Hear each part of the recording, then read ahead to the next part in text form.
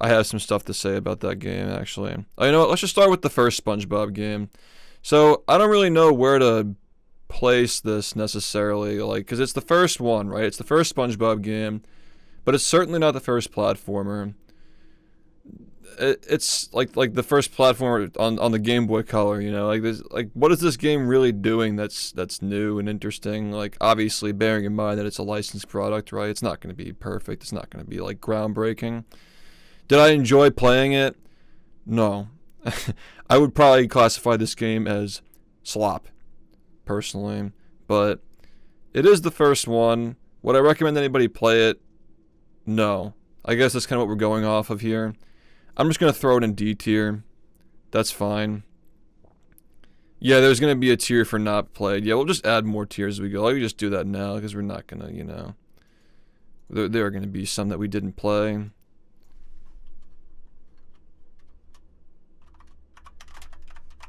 Sure enough. We could even just like go in order of like when they were released actually. Like roughly at least. Which would make Super Sponge next anyway, which is what I was looking for. Is Super Sponge the PS1 version here? Here it is, yeah. Super Sponge PS1 is like a 2D platformer with like 3D in it. PS1 game, obviously. So it's like utilizing some of that. It does have voice acting. I believe it does have the voice actors of Mermaid Man and Barnacle Boy, but they have like some weird like licensing issues where they call him like Eminem or something. Because like they can't say Mermaid Man, so I don't know. That you can ignore that. There's some like weird like little like fan fiction stuff with like the Plankton Time Machine. Who cares though? It's just a platformer. Like you're gonna find that like a lot of these games, especially when SpongeBob was so early on, they're just digging for content, like making things up. Like literally the Flying Dutchman's Graveyard, which is so iconic in SpongeBob games now, was made up because they didn't have content to work with because the show was so new. So yeah, I mean I like this game. I don't love it, but it's fine. I'll put it in B tier. And we'll move things around later. It's not going to be perfect. I'll try to read comments from the. I mean it's also like 5 in the morning, so whoever's awake right now, like good for you. I'll try to read your comments as we discuss this and debate it. So next up will be Revenge of the Flying Dutchman and Employee of the Month. I see Employee of the Month, so we'll do that first. This game's actually really good. Like I've actually played this game for a point and click adventure. It's actually very good. It belongs in A tier in my opinion. Like it does have a lot of stuff that's like not exactly like from the show, obviously, but like that's fine because like the whole point of like a point and click adventure is like you kind of expect to get more in terms of story and I guess like you know like SpongeBob lore out of a point and clicking because the whole thing the only thing they have is like storytelling is point and clicks. That's it. Yeah, storytelling is all these point and click games really have. You're not playing them for the gameplay mechanics, you know. It's just for nowadays it's nostalgia. It was back then it was just for like experiencing SpongeBob on your PC if your parents had like a shitty Lenovo that you were gonna just like go on when they weren't working. It's a very good game for what it is, and sound design is good. You know, I like the painted visuals in the background and stuff. It's all nice. I like all of that stuff. The 3D models aren't even that bad, and the item combinations are kind of fun to do. Like making the Krabby Patty at the beginning of the game is a very memorable part of my childhood, and the rest of the game is pretty solid too. I like this game a lot. But moving on here, we have Revenge of the Flying Dutchman for the GameCube and PS2. Now, the PS2 one actually had like a guaranteed loading screen crash that would like dashboard you, depending on the model of PS2 you were playing. This is actually the last game they made alongside Jimmy Neutron Boy Genius. They made them at the same time, the studio Big Sky Interactive that went defunct after this game. So this was their swan song, or whatever you call it. The last game they made. And like, I don't think it's very controversial at this point to say that this game is 100% overhated. Like, this is the game that we used to make fun of and trash talk when I first started. Yo, what's up? When I first started streaming, we would trash talk this game and make fun of it and talk about it like it's the worst game ever made. But we had truly not experienced the ego death that comes from playing some of these other games in this pile of slop. So, with that said, this game's not good. I kind of enjoy playing it. It's not that bad. It does have a lot of the the low quality of life, like non-handholdy elements that like games of the previous generation had, like on N64 and PS1. It's just a game that came out like very early in the PlayStation 2 life cycle, and instead of lifestyle, like this is a fucking lifestyle. The fact that I've even played these fucking games. This game just came out a little bit too late. If it came out on the PS1, people probably wouldn't reflect on it as poorly as they do. That said, though, it is very repetitive. It's not that fun. But if I'm being really, really honest here, and these tiers are going to move a little bit. If I'm being really, really honest here, this game does drag on, but I'd probably put it in the same tier as this one for now. That's probably the nicest thing I'll ever say about this game. Like, that's probably the nicest thing I'll ever say about this game, is that it belongs in B tier. But there are going to be, like, more nuanced tiers as we go forward. So, yeah. Revenge of the Flying Dutchman GBA. Honestly, for a Game Boy Advance game, like, it's still very tedious. It still requires a lot of backtracking and, like, a lot of, like, not open world elements, but like non-linear elements for a 2D platformer, similar to the Battle for Bikini Bottom Game Boy port, but we'll get to that. Like, it's not really a port, it's a version, but yeah. This game is tough because it does have the makings of a solid platformer, but it's just not really that fun to play. Is it better than the console version? What would I rather play, honestly? I'd probably rather play the console version, even if it is a little long. You still get some voice acting. You still get the SpongeBob open. It's important to note as well that, like, this game was the first time that we saw SpongeBob, like, Bikini Bottom in 3D, like, full 3D. This is the first one. So they had a lot to carry there, and I can factor that into the tier list as well. Like, all SpongeBob stuff, like the movies and, like, spin-offs and whatever they're doing now, they're all in 3D, but this was the first piece of SpongeBob media that was in full 3D as far as I'm aware. Unless there was, like, some commercial with, like knockoff voice actors and stuff like the Burger King ones. So, as far as I'm aware, like, you gotta give it respect for that. This game's not really doing much, though. I'll put it next to this one, but, like, they're both not great. 4 a.m. tier list, yeah, my 4 a.m. slop. My slop. Oh yeah, we forgot this one. This game sucks. This game actually just sucks, but I'd still rather play it. Like, not much to say about this one other than, like, it's a weaker version of this one. Like, quite literally, the levels are very similar. Just fewer levels. Similar levels. Audio quality is terrible because they, like, mixed it improperly or whatever. A fun fact about the Super Sponge game. The title theme for this game was actually done at the last minute because they couldn't use the MIDI for the SpongeBob theme song. So the guy came up with some shit like the day of, and I actually kind of like it. So there's your fun fact about Super Sponge for the PlayStation 1 and GBA. Hopefully I can divulge my useless knowledge that I've received from my chat over the years, being forced to play many of these games against my will. But now, I think that's it for 2002, right? We got the GBA, the console, and this. So, 2003, moving on to 2003. I think this is supposed to be the PC version. Yeah, I believe this is supposed to be PC. Console version of Battle for Bikini Bottom, like, this doesn't, we don't need to spend that much time on this. I guess I'll just try to say succinctly, like, it's the only SpongeBob game that really feels like it's finished and has a good amount of content in it. 100 spatulas is insane. What they were working with at the time for the show's material is insane for how much they fleshed it out. The humor isn't great at times, but that's more just nitpicking because not every joke is going to land in a game. But it's charming. It's not like too in-your-face SpongeBob where, like, you have to watch the show to actually appreciate it and enjoy it. You can appreciate the mechanics, the level design, the color palette. All 3 ports are really solid just for playing. They all run at a smooth 60 FPS for the most part. It's a really solid game. It's undoubtedly the best SpongeBob game.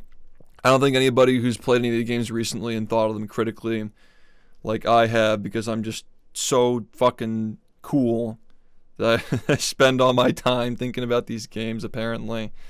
But yeah, I mean, if we're going hard, dude, like there's no sense in just being like, oh, like we're going hard. Like we're thinking critically about this shit. So if we are actually taking this seriously, like I'm gonna say, if you're gonna be serious, if you're coming to play ball, you don't put Battle for Bikini Bottom on the console in a tier of its own. You're capping, right? Like that's just cap. This game, like even compared to like some of the best licensed games I've played, like Simpsons Hit and Run, Spider-Man 2, like these games still feel unfinished to some degree, but there's no sign of this game being the most rushed aspect of this game is like Patrick's dream, and even that's just like a punchline of a joke. Like every level feels finished, they all feel fleshed out, they're fun to explore. It's very collectathon-y, but there's still a little bit of platforming. The final boss gives you a good challenge. Like you could probably say the difficulty curve is a little steep at the end, is like a little nitpick, but I have nothing but nitpicks about this game. It is a masterpiece as far as SpongeBob games are concerned, and for that reason, it's going in S tier. There's really no further need to discuss that one unless we littered facts about it throughout, because I've played this game so much. Like I'll probably be commenting on it as we go forward. Yeah, I guess you're right about the Clancy Brown being missing, and Ernest Borgnine, I think is how you pronounce his name. Mermaid Man is missing from it, but those are nitpicks in my opinion, because like at least like on the Xbox version, like the voices aren't compressed and like it's more serviceable. It sounds really bad on GameCube, and that's probably, I imagine, most people's experiences playing this game is on like Dolphin. It's more serviceable on the Xbox version where the voices aren't compressed. And it's 2026. Like we're playing the definitive ports of these games. So that's Battle for Bikini Bottom. Nothing but nitpicks. Really, it's just like licensing and budget issues. And even despite that, it's still pumped out probably the most content I like of a licensed game in this era. And like I was comparing to other games earlier, like Spider-Man. Toward the end of the game, it just repeats the same like Black Cat escort, like follow missions or whatever, just like throwing in like combat to just pad the time. Level 7 on the Simpsons Hit and Run is literally just the same mission over and over again. Same 3 worlds, but with different blockades and scenery and stuff. These are all very fun games, but this one is competitive against some of the best games of the time. Like this game is competitive against Jak and Daxter. It's competitive. It's just a better game than Super Mario Sunshine. It's just as good as the best of its time. Straight up. So nothing else is going in this tier, I imagine. Nothing else. This is locked in. Maybe we do like an S plus tier, because like this just isn't even fair. But yeah, we've been going on too long about that one. Let's go to the other versions.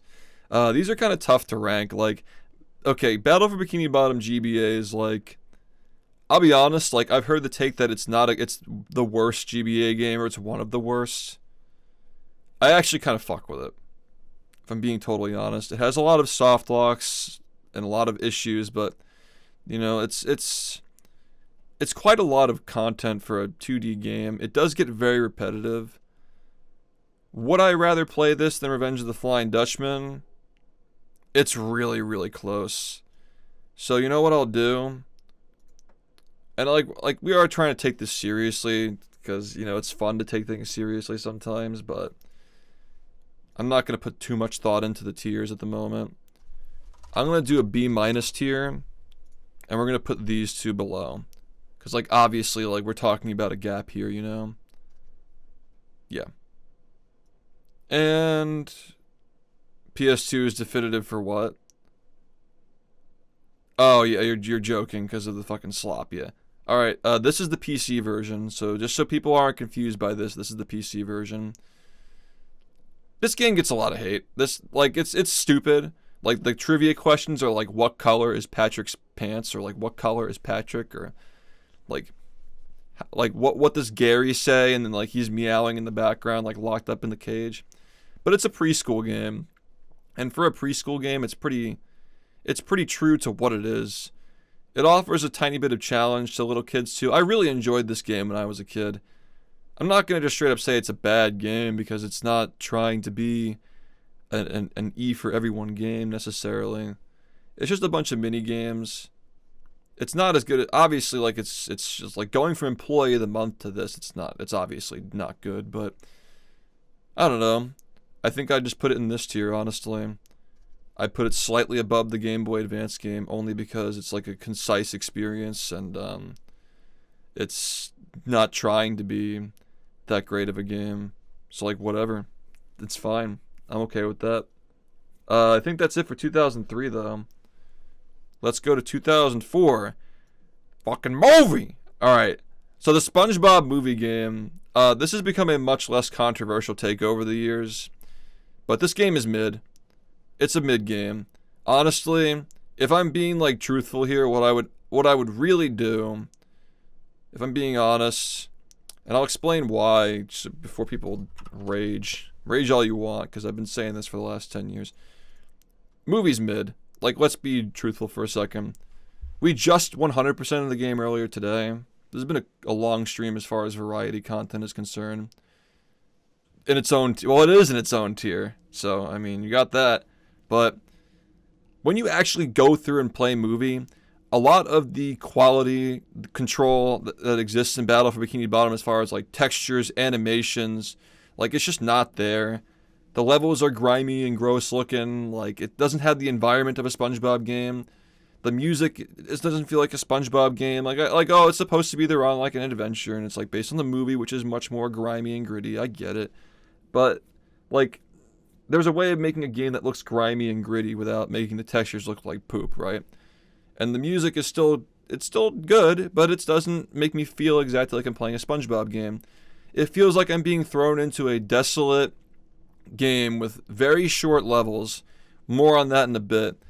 Very short levels that where you're constantly being interrupted by mini games like leaving the level to load into like a floating block challenge, which is just an unoriginal rip of Super Mario Sunshine's secret levels. Same thing with the SpongeBob stuff. You can applaud them for pushing the mechanics further than you did in BFBB because this game is much more platform focused and combat focused than BFBB. But for a platform and combat focused game, it's not better than say Employee of the Month is at being a point and click and Battle for Bikini Bottom is at being a collectathon. It's just a slightly above acceptable platformer experience with combat. The upgrades, essentially, if you don't use upgrades, you're playing a very tedious game, and if you do, the game is extremely easy. So the upgrades have like this weird middle ground where like, is the game trying to be more difficult than Battle? Is it trying to be like a challenge for kids and teenagers or whoever was playing at the time? It's hard to tell because there are some things they changed the game that made it easier to play, like they made the wall jump mechanic easier. They added more coyote frames when you jump off of a ledge. If you don't know what coyote frames are, it's basically like in Battle for Bikini Bottom, when you walk off a ledge, you have a quarter of a second to jump before you fall. In this game, it's half a second, and like a half a second is a long time. Like they genuinely tried to make the mechanics easier, it seems. The sponge ball is easier to control. Like they made the mechanics easier to use, but somehow the game ends up being harder because they just spam so many enemies at you. It feels like it's like a failed attempt to make the game difficult. People always point out the ring challenges, but like there are plenty of licensed games such as like Harry Potter, for example, where you're flying on the Quidditch broom and like the hoops you got to fly through have like little dots where the next hoop is going to appear. I feel like for a kid's game, like having a ring appear like 2 feet in front of you, frame one, like they weren't trying to necessarily make the game harder by doing that, because that's just like not even difficulty. That's just like bad game design. Like it's just forcing you to replay the same thing over and over again to pad the runtime. More on that in a bit. I don't think the game is a hard game, but like I don't think that like saying that the game is harder than Battle for Bikini Bottom as a casual playthrough is necessarily to its merit, because I don't think it's necessarily trying to be harder. I think it's just incompetent, you know? Manly, thank you, man. You could say it doesn't matter what they meant, like sure, like fine, but I'll say that like part of that manifests in the non-stop ambushes and combat challenges and repetitive tasks that are like in these bland levels, like they're lifeless, like there are no fish, there are no NPCs. Like you just talk to Scarlett Johansson the whole time, who is clearly just reading off a script and not actually like the actors felt so much more the dialogue felt so much more organic in Battle for Bikini Bottom, and this they kind of just like You could tell they kind of just recorded them and threw them in. So it feels like a very lifeless experience playing this game, and you understand, like, when you play the game and really think about it, it does feel that way. Like, there's just not much happening, and the levels are way smaller than you remember because of the constant interruptions of, like, side quests and stuff, like the target challenges. Like, actually going through the levels, they are very, very short. Even toward the end, like before the dentist fight, that area is tiny. And for some reason, the game still loads way slower than this one, despite the areas being so small. So yeah, I mean, I've kind of just ragged on the game a lot, but I'd still rather play it than these two. Like, it still has the blood of this game, which is mechanically very fun to play. And yeah, it's fine. No, movie is not as good as Employee of the Month. It's not in the same tier as Employee of the Month. But it's an okay licensed platformer. As far as movie games go, most movie games are not good. So as a movie game that was clearly made to sell a movie, you know, people say that this game is like a follow-up to Battle for Bikini Bottom, but it's not technically. It's just an asset flip. This game was made at the same time by the same development team that was doing the Incredibles game. So they were split between two games. But at the same time, like, this game reuses so many assets from Battle for Bikini Bottom, so it's hard to excuse, like, some of the lack of content there. It feels way lower budget. Both games were rushed in under a year. This game got scrapped 4 months in and had 8 months to develop, apparently, from what I understand. You guys can see my cursor, right? Yeah, I think so. To be fair, if this list took into account the impact with what you ended up... The impact of, like, the game? Wait, what do you mean? Like, the impact that movie had on, like, the SpongeBob game franchise? I think this game had a bigger impact than movie. A lot of people remember this game fondly, especially people who didn't have consoles to play on. People will know. The real ones will know this game fucking went hard, dude. This game went so fucking hard. And by the way, movie, like, marginally outsold this game. Despite having all the people who loved this game also buying this game, it still didn't even sell that much more, despite how massive the SpongeBob movie itself was, and all the merchandising and stuff. Like how we take games that aren't that great and make them fun. Like, fun can be had, sure, but we had fun playing the Yellow Avenger. So, you know.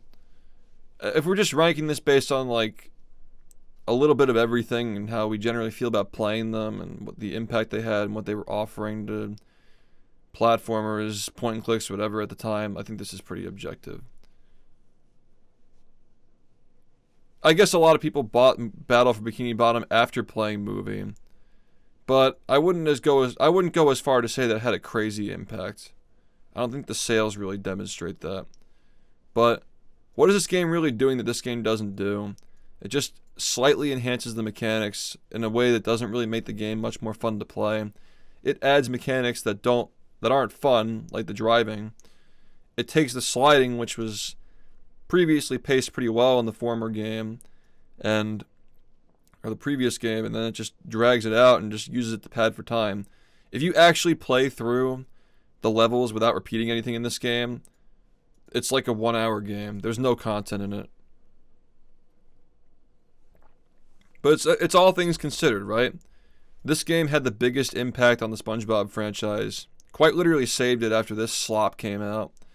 So it's like, because of that, this game could exist, right? It also allowed Heavy Iron to even make The Incredibles because it was a good game. And they kept making Disney games for, like, I think they did, like, Disney Infinity, right? Like, this impacted this, not the other way around. But yeah, there are going to be people who, like, play a game and they revisit the classics.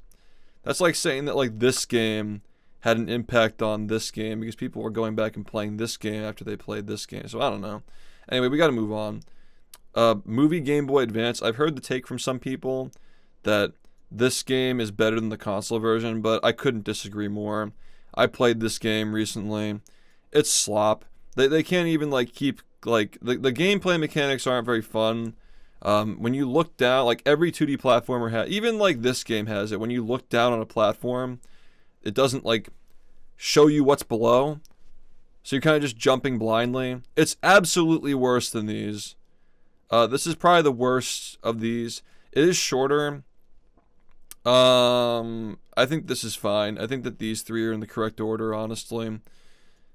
A fun fact about this game that isn't necessarily factoring into my rating is that, like, 3 separate times, like, I'm pretty sure that, like, it's like in the levels when they're in the trench, they're not wearing the mustaches, and like in a cutscene, like a little like slideshow cutscene, they have like a hairy mustache, not the seaweed mustache. And then like there's another time when they don't reference it. Like there's like an inconsistency with like keeping the, like, at bare minimum, like the most iconic thing about the movie is the fucking seaweed mustaches. They couldn't even be consistent with that in this game. It's like, what are we really playing here? There's literally a level where you just run across Hasselhoff's hairs, and like that's the whole level. It's a short game, all things considered. What would I rather play? I'd rather play this than this because it's shorter and less tedious. But I think we're splitting hairs at that point. Like, wanting to play something just because it's over quicker doesn't necessarily make it a better experience to play. And to be fair, this game did have a little bit of a challenge toward the end. It's probably the most challenging of these three. But, yeah. I think that's fine for it. Maybe we'll revisit it later. 2004, we still have the PC game. This game is whack. I'm just being honest. Like, a lot of people think that the PC version of the movie is, like, fine, or, like, they like it. I don't like this game one bit. I think this game drags on like crazy. It's like obviously, like, this game has its fair share of, like, fan fiction where they, like, make up characters and stuff. But this game is just very lazy with it, and it feels almost like, if we're being totally fair here, like apples to apples, this game respects its audience far more than this game does. This game does not respect its audience. You can really only enjoy this game if you are a little child, like even like pre-K. Like kindergarten might not even be, like, that might be too old to actually have fun playing this game. So for a point and click, yeah, I think it's C. Would I rather play it than this shit? This game is slop. I think I'd rather play this. It's definitely a tier below these, for sure. Good placement on that. Alright, 2005. Now, this is a game that I've actually changed my opinion of over the years. I like this game. It's really good at being a SpongeBob game. It's got the whole voice cast. It's got more. I think this might have the biggest voice cast out of any SpongeBob game. Correct me if I'm wrong. Like maybe the newer ones like Cosmic Shake. By the way, Battle for Bikini Bottom's impact also expands to games that were made 20 years after it came out. So I'm not going to be hearing this game was more impactful than this or whatever. I know it's not like literally what you said, but like this is the most impactful SpongeBob game, period. It's literally assets from this game are used in like once every couple of years in every game after it. Like Creature from the Krusty Krab, movie. This segues into my discussion about this game. This is the only SpongeBob game that was actually solid that doesn't use BFBB assets after BFBB came out. And that's worth noting. It has its own art style, has its own style, like, of graphics, its own, like, weird, like, cell shade type blend, like, that still looks decent today. It's got a solid frame rate. It's fun to play with friends. The problem with this game is that the mini games are kind of like, the rules are structured poorly.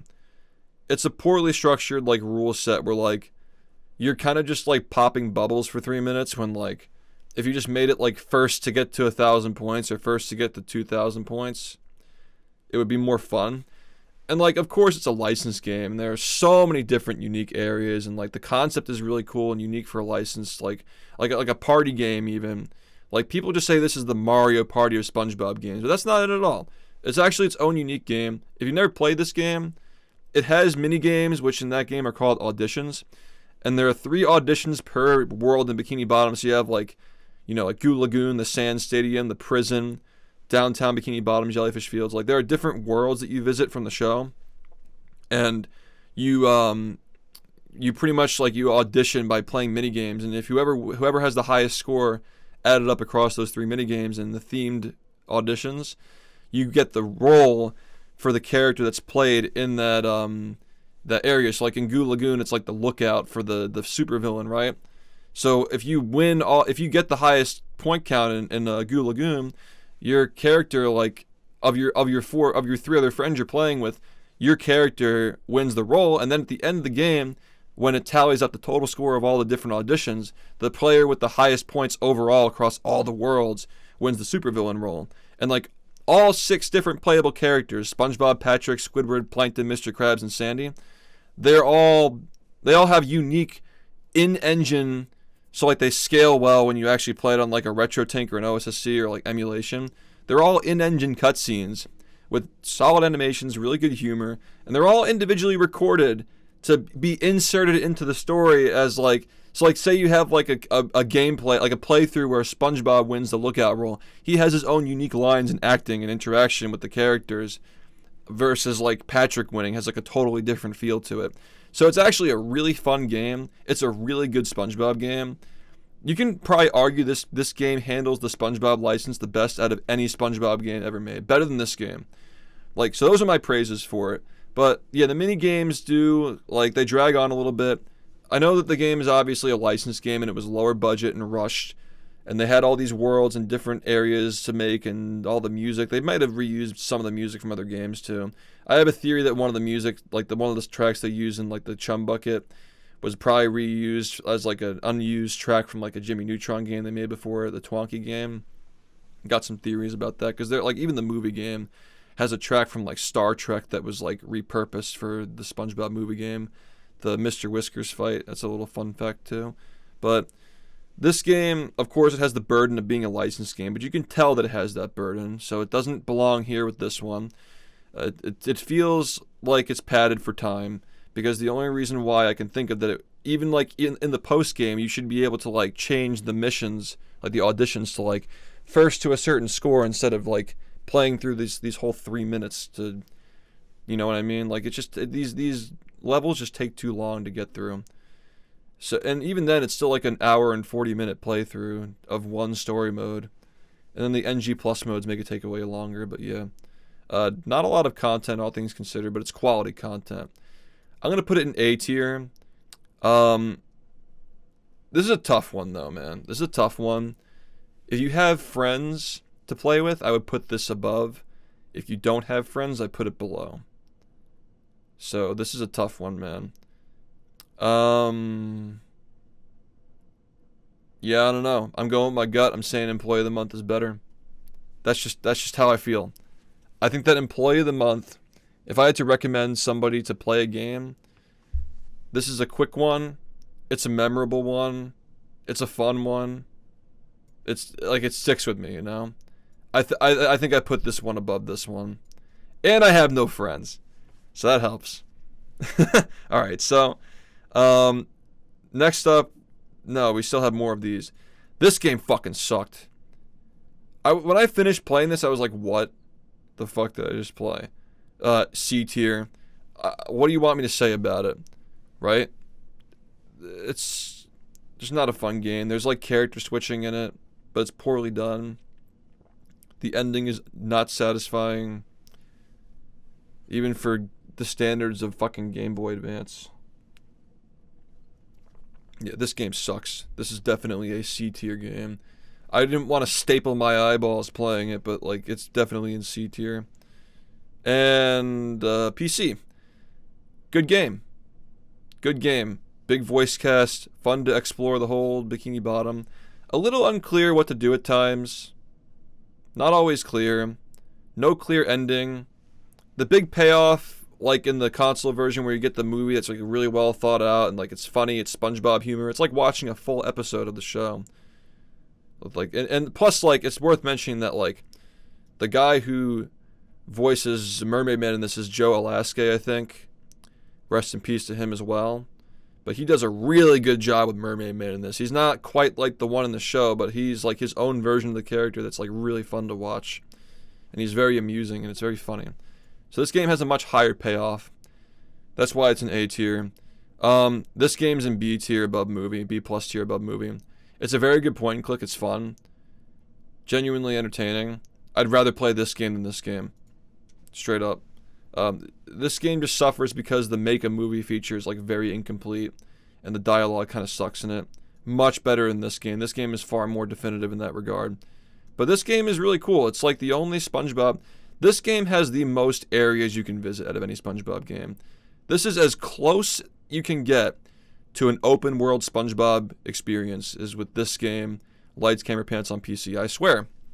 I swear by it. This is the closest you get to an open world SpongeBob game. Give it a try sometime if you can, like, play it on, like, whatever. I forget, like, the backward compatible softwares are for PC. I just play them on virtual machines, but, like, yeah. This is worth a playthrough if you like SpongeBob. It's good. Okay. 2005. I think this might have been, like, around the time of 2005. We didn't finish this game, but we basically got to the end. Look, here's my take. Drawn to Life was the product of its time. This game is a spin-off of a product of its time. This game blows ass. I don't like this game. I think I'd still rather play it than this slop, though. But it's like close, dude. It's like pretty fucking close. These games both suck. I really don't like this game. But if I'm giving this a charitability of like it being the first SpongeBob game and like the midis are kind of catchy for like a Game Boy Color game and the areas are still like exists. It's like a little harder than the other SpongeBob games really because of the lack of quality of life, but fuck it. This game sucks. Like they don't even like name, like they literally have like areas that are like the abyss and they don't call it rock bottom, or like the woods or something, they don't call it kelp forest. I'm misremembering the exact names, but like it's like generic areas, and like the only thing about it that SpongeBob is like he's on the top screen and he like gives you tips, and like Doodle Bob is in the game. That's it. And they're like fish, I guess. I don't know, like this game kind of just sucks. It's literally just a fucking copy and paste. And I jokingly call this game a copy and paste. This game is just fucking slop content, copy paste, AI generated slop. Alright, so that's that for that one. Oh, you know what? We should do Nicktoons Unite now. 2005, right? Nicktoons Unite is on here. Here we go. Nicktoons Unite. This game's probably a much better experience if you're playing on an emulator because of all the fucking lag. But the lag is part of the game, so we're going to judge it based on the lag. Yo, Portal, yeah. I was just watching you do tier lists earlier, yeah. In the back of my head, that's definitely where I got the idea for sure. I wouldn't doubt it. But yeah, we were talking about like fucking slop content, and I was like, yeah, I'll do it. I was kind of supposed to do it last year, but yeah. This is, when you're playing with one person, this is a fucking escort mission video game. Exactly, dude. Like, you're just taking care of your fucking dumbass NPC friends who just keep, that when they die, they take away from your stock count. It's like when you're playing Smash and your little brother keeps dying and taking your stocks by pressing start. That's this whole fucking game, and when you die, you gotta restart the entire fucking world, dude. Like, the inside of Goddard is actually just CBT if you just get bad luck with the NPCs, if you're not just babysitting them, dude. Like, it's so stupid to play. But I really enjoy the music. People criticize the music of this game for not being like SpongeBobby or Danny Phantom-y or Jimmy Neutron-y or whatever. But it's taking care of 4 characters from very different franchises. I think that the music was handled pretty well in this game. I'd say the music is the most enjoyable part of this game as long as you just adjust the audio balancing when you first start the game, because it's like very quiet when you boot it up. But there are a lot of good decisions made in this game. Showing Bikini Bottom in the opening cutscene is good because like SpongeBob is like the main guy. Like he's literally front and center. By the way, out of all the box art, like if you I guess like for the time they came out, because like obviously this became iconic, but like this box art goes so fucking hard with the Danny Phantom and Timmy and Jimmy like behind SpongeBob and they're fucking running at you. This is the hardest box art in the SpongeBob game lineup for sure. It starts off with Bikini Bottom as a cutscene, but you don't get to do it yet, and then you go to like Danny Phantom's world, which is like I think like Amity Park and like the ghost zone or whatever, like the prison, ghost prison. But like basically the worlds are structured so like you start off with like the franchise that was probably the least popular at the time. I would imagine Danny Phantom was less popular than those 3 unless Jimmy had just ended or something. Don't remember the timeline for that. I think that all 3 of these shows were still actively being made at the time. It makes sense at least. And then you go to Bikini Bottom after, and then you go to the next most popular show, Fairly Odd Parents. Like the worlds are like, it's, why am I saying this? Why am I mentioning this? Because the pacing is good. It's a well-paced game. The music is fun. It's the graphics are kind of shit. The lag is terrible. But honestly, it's a guilty pleasure. This is a guilty pleasure game if you can ignore a lot of the flaws that it has. Even in spite of the laggy, shitty, like, NPC killing themselves and taking your stocks gameplay. I don't dislike this game necessarily. And truthfully, I'd probably rather play it than both of these. So I'll put it in B tier, at the top of B tier. I think that's a pretty appropriate place for it. Game Boy Advance, there's nothing to say about this shit. This is like the most mid shit I've played in my whole life. Like, fucking whatever. Honestly, just because the games below this just kind of feel insulting to play. I don't think it belongs in this tier. But I also don't know if it belongs in this tier either. Maybe it does. I'll put it here. That's fine. It's mid. Alright, next, do we go to Volcano now? Because, like, I don't think, Creature from the Krusty Krab, I guess, is the next game that we should probably do. SpongeBob typing, do we really rank this? It's a good typing game, but, like, for an A tier, like, oh, it's a good typing game, so we're gonna put it in A tier next to, like, you know what I mean? Like, it's a good game, but, like, oh, dude, I can't wait to play SpongeBob typing. But, like, you wouldn't put it lower than that, because, like, I don't know. I'm just gonna make a typing tier. Typing. It's going in the typing tier. Like, whatever. I'm not gonna fucking rank that. Yeah, this is a pretty, like, this is fine. Yeah, and you're right. You would think that after all these games, you have a somewhat normal distribution. So it's going pretty well. Okay. Now we'll do Creature from the Krusty Krab.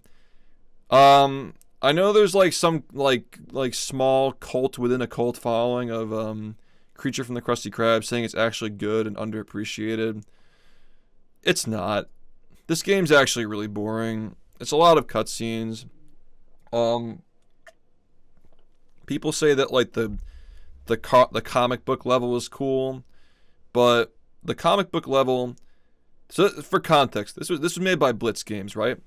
The games they made before this were the Fairly Odd Parents games, Breaking Da Rules, and Shadow Showdown, and both of those games utilized the comic book. Like, literally, they did the Crimson Chin twice.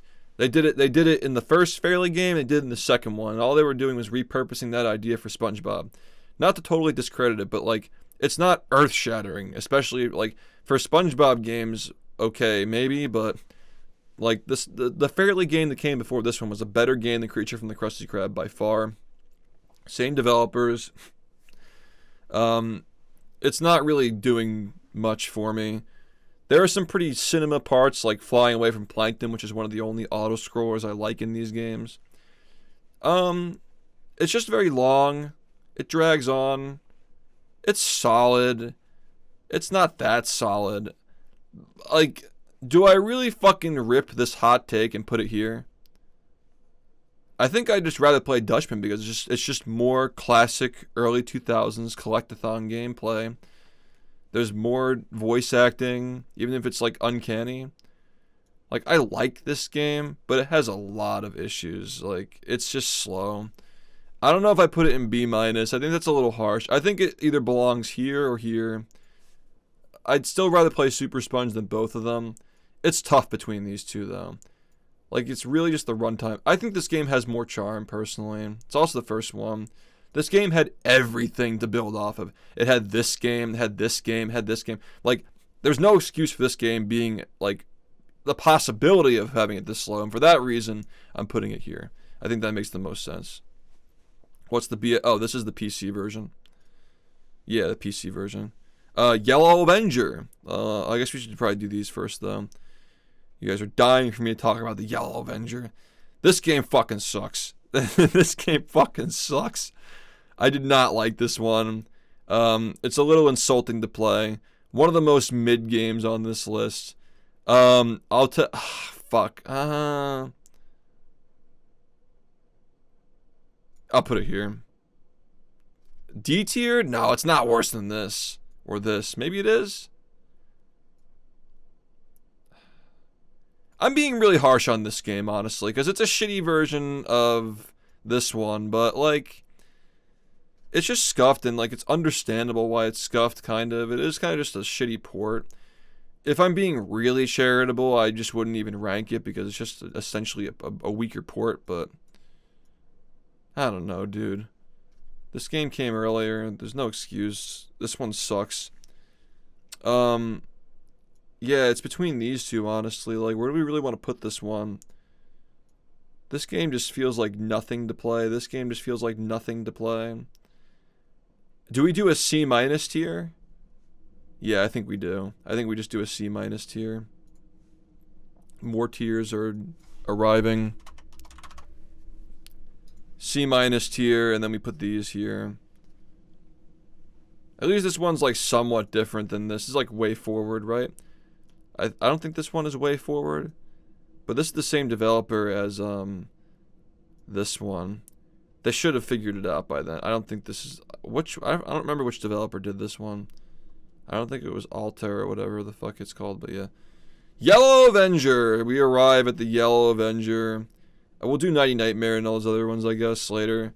Yeah, this fucking game is like, I can imagine if I were in a car, like with nothing to do, this shit would kind of slap. Maybe not though. I'd probably rather just be like playing with my thumbs, without with a shitty DS or PSP in my hand. I play both the DS port and the PSP port against my will, of course. So, I don't know, man. Like, this game kind of sucks, but like, let's just go down the list, right? It's long. How does it hold up today? You get to explore Bikini Bottom. That's a plus. It's a lot of fetch quests and going back and forth. The traveling is not very efficient. It feels clunky to play. Like, jumping on stuff like it's Mario Bros. Doesn't like always work, and you die, and like, it's just frustrating. There's no voice acting, obviously. So, obviously, it's not like this game where you explore Bikini Bottom and there's voice acting. I'm telling you, this game has like, it has like the, what the hell is it called? The Fry Cook Museum. It has the Jelly Spotters stuff. Like, Kevin the Sea Cucumber is a character in the game. You can go to like meet SpongeGar and Patar in the prehistoric area. Like, all the basic areas you already know are in it, obviously. But like, this game is really cool. It has a lot going for it. As for the Yellow Avenger, it gets the job done, but it's not doing anything special. It's, I mean, I guess it's like, is it technically the first 3D mobile SpongeBob game? When I was a kid, I wanted to play it. I was excited to play this. Like, I wanted it when I was a kid, but I didn't know that it had a DS port. I thought it was only on PSP. Like, I wanted a PSP for that reason, but I never ended up playing it. Probably would have been really disappointed, too. Thankfully, I didn't get a fucking PSP. It's a brick unless you actually soft mod it. So, man, I don't know. This game is kind of actually hard, like surprisingly difficult to place. Because I don't want to be too harsh on it for what it is. It's not fun. It's got the same problems Revenge of the Flying Dutchman has with the tedious, like, collectathon tasks, and, like, it just drags on forever. The mechanics aren't fun. I'm trying to be serious here. I'm trying to be serious. Like, these are just insulting. These are insulting to play. These are garbage. You know, honestly, I think this belongs here. I don't think this belongs in the same. This is insulting. This should never have been made. This is at least understandable, but it's not fun to play. This is not fun. Honestly, I feel like it could even go higher. I feel like this one can go higher because it was the first one. It does have some like cool exploration in it, you know. These games are soulless. This game has a little bit of soul. I think I'll be kinder to this game, honestly. Yellow Avenger, though. Not fun. It either belongs here or here. Tough to say. I might just come back to this one later, honestly. Let's just do that. Well, I guess we're doing Volcano now. Volcano GBA. My favorite game. This game is really short, and the combat is basically optional everywhere. Which is the entire game just hitting shit. It's only 2 players. At least the frame rate's stable. The story is like crazy bad. It's like the campiest shit of all time, which might even be a good thing depending on how you see it, honestly. Man, I don't know. Is it better than Unite? It might be around the same. I think that Unite actually has a purpose to exist. This is just a cash grab. This is very uninspired garbage, honestly. Would I rather play it than Revenge of the Flying Dutchman? Probably not. Would I rather play it than Creature from the Krusty Krab? Probably not. Honestly, I think it belongs right here. I think this is the perfect place for it. Because it's silly just like this game. I think it's fine. I think it's good to go here. Objectively, but also I'm taking input if you guys have anything that I missed or whatever. Volcano Island Game Boy Advance. Alright. So we arrive, right? This game was a fucking banger. I'm telling you, man. Like, you know I've been very critical of everything on this list. This game was fucking good. We played this last year during the subathon. We thought that it was going to be trash. This game was good. I honestly, like, it's a very competent 2D platformer. It's fun. It is a fun game. It's going in A tier. Truthfully. Just, like, I know a lot of people haven't played it. So I'm just saying, just play it. Just play the game. If you take one thing away from this video, just play this game. It's good. It's a good game. The sprites are good. The music is good. The mechanics are good. It's really, really solid. It's a solid game. Does it belong above these? I don't think so. For a mobile game, essentially, for a portable handheld game, I don't think I can realistically put it higher than these. But it's a very good game. I couldn't even put it in A- tier. It's actually that good. I have fun playing this game. Would I rather play it than these games? Depending on how I'm feeling, right? 2D platformer, party game, point and click. Like, these are all, like, any of these might even be interchangeable depending on how you feel and what you want to play. But this is a fucking solid tier, dude. This is a good game. I'm just saying, like, since most people probably haven't played it, just play it. It's good. I'm telling you, it's actually good.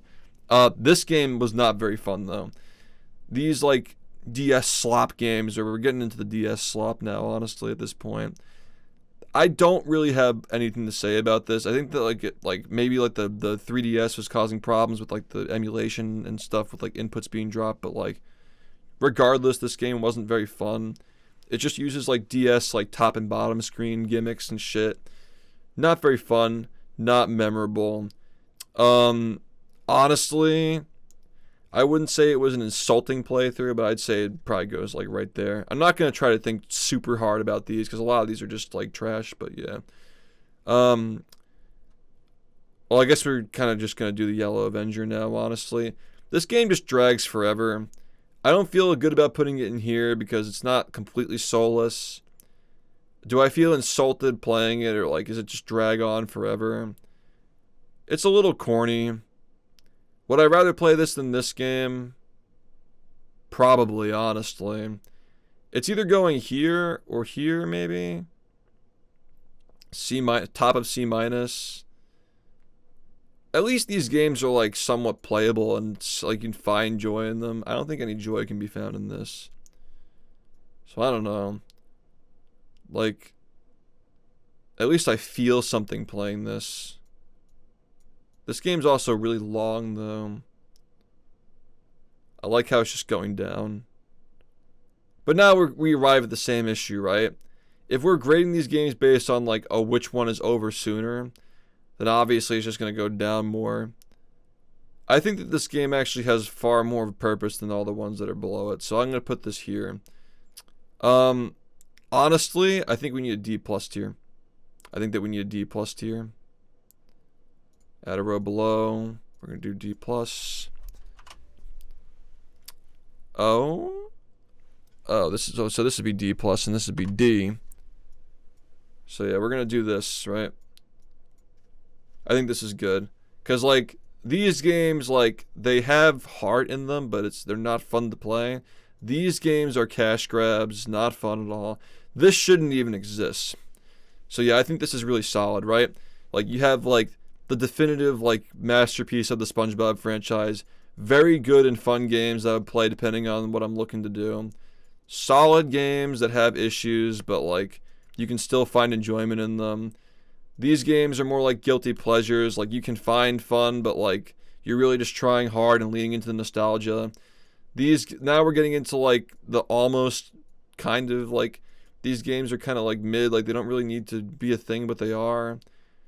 Now these are just like straight up bad or mid. Like C is when things start getting bad. Like mid, this is mid. Like B minus is mid, and then like C and below it starts to get really bad.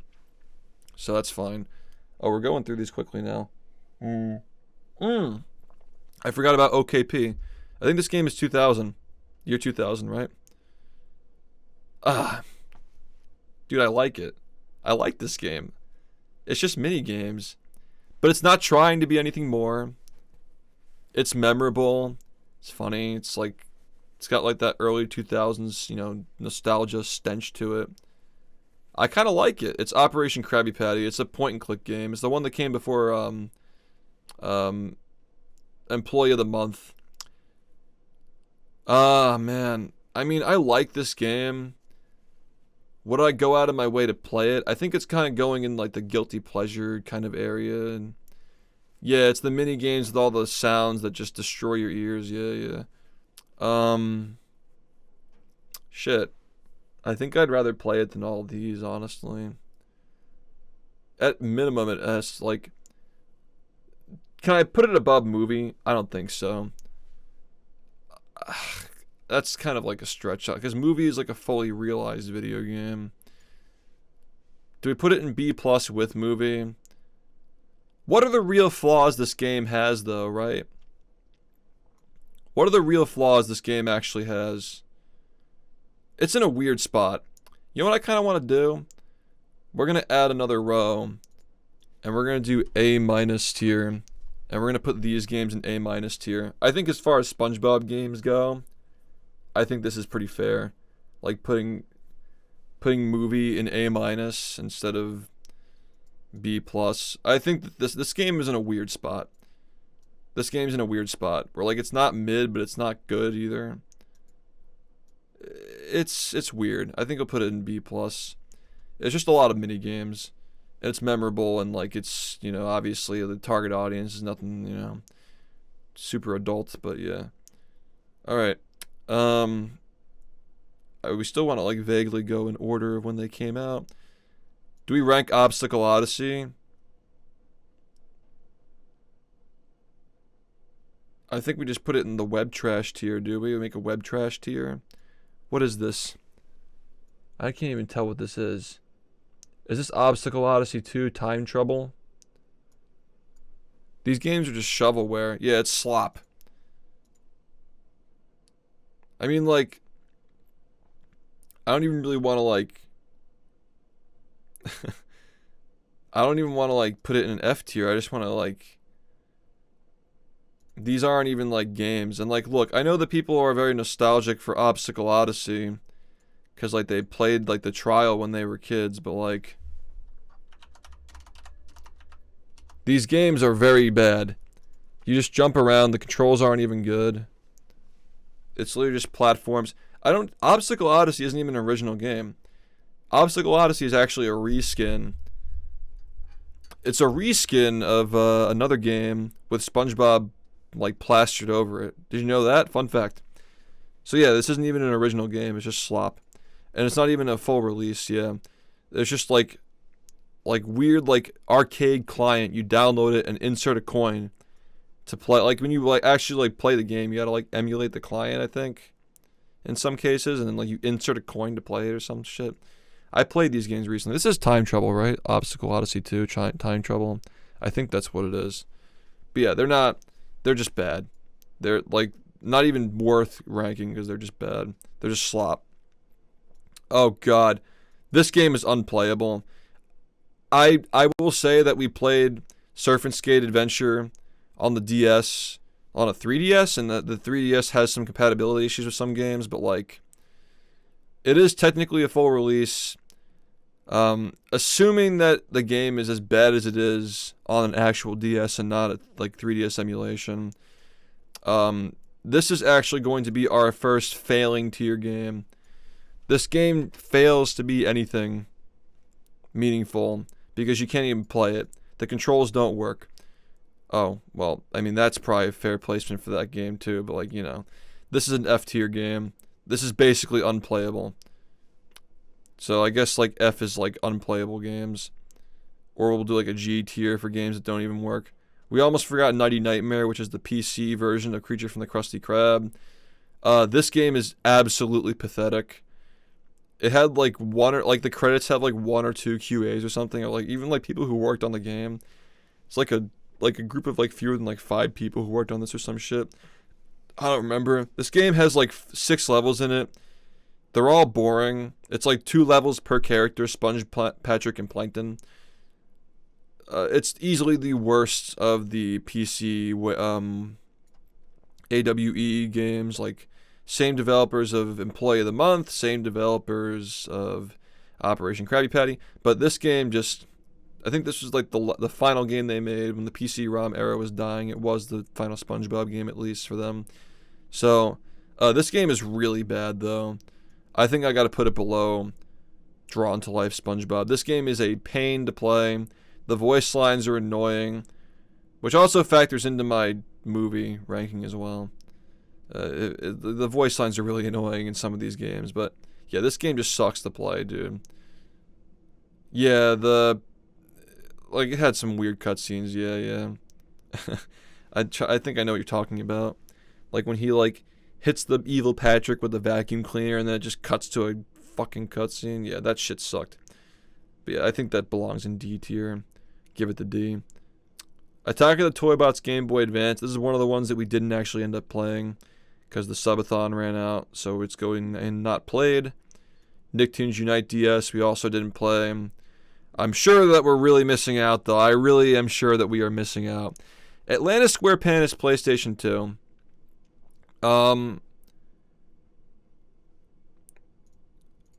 How do we like... Okay, there's going to be another tier. Typing, slop.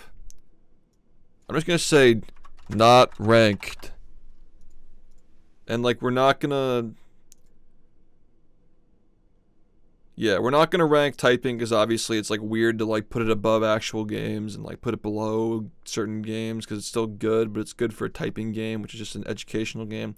I'm not going to rank the PS2 version of this because the Wii version is definitive. The game, and I say that not just because of like graphics and shit. Like, this game was designed to be played with a Wiimote. I think that this game was made as a response to Creature from the Krusty Krab kind of being asked to play with a Wiimote. The controls weren't very good on the Wii version. Like, the PS2 version is actually the definitive version of Creature from the Krusty Krab. Especially because the GameCube version has a guaranteed crash at the end of it that I think doesn't even allow you to 100% the game. So, that's weird. Like, it crashes after the final cutscene, so you can't go back into the game, I think. But yeah, this is, again, like, Creature from the Krusty Krab developers made this. Blitz Games. And it's... I don't enjoy this game. I understand what it's trying to be a fun game to be played on the Wii. But even so, the games aren't fun. The puzzles are, like... They could be fun if they didn't drag on as long. Just the levels are just like way too long. I think that's really what the problem with this game is. I don't even necessarily dislike the gameplay that much. The levels are just very, very long, and they drag on. I kind of feel the same way about this game as I do the Yellow Avenger, actually, because it's because of like hardware limitations, like control limitations. But ultimately, like there are games on these platforms that are fun, and this is not one of them, so this goes above this, I think. This is a good tier for, like, I get why it's not fun. Like, I respect that aspect of it, but I still don't want to fucking play them, so this is a good tier right here. This is a good tier of games right here. Okay, Boating Bash for the Wii. What is this game really trying to do? It's just a mini game, really. And it's kind of fun. The campaign mode is kind of annoying. I don't dislike it.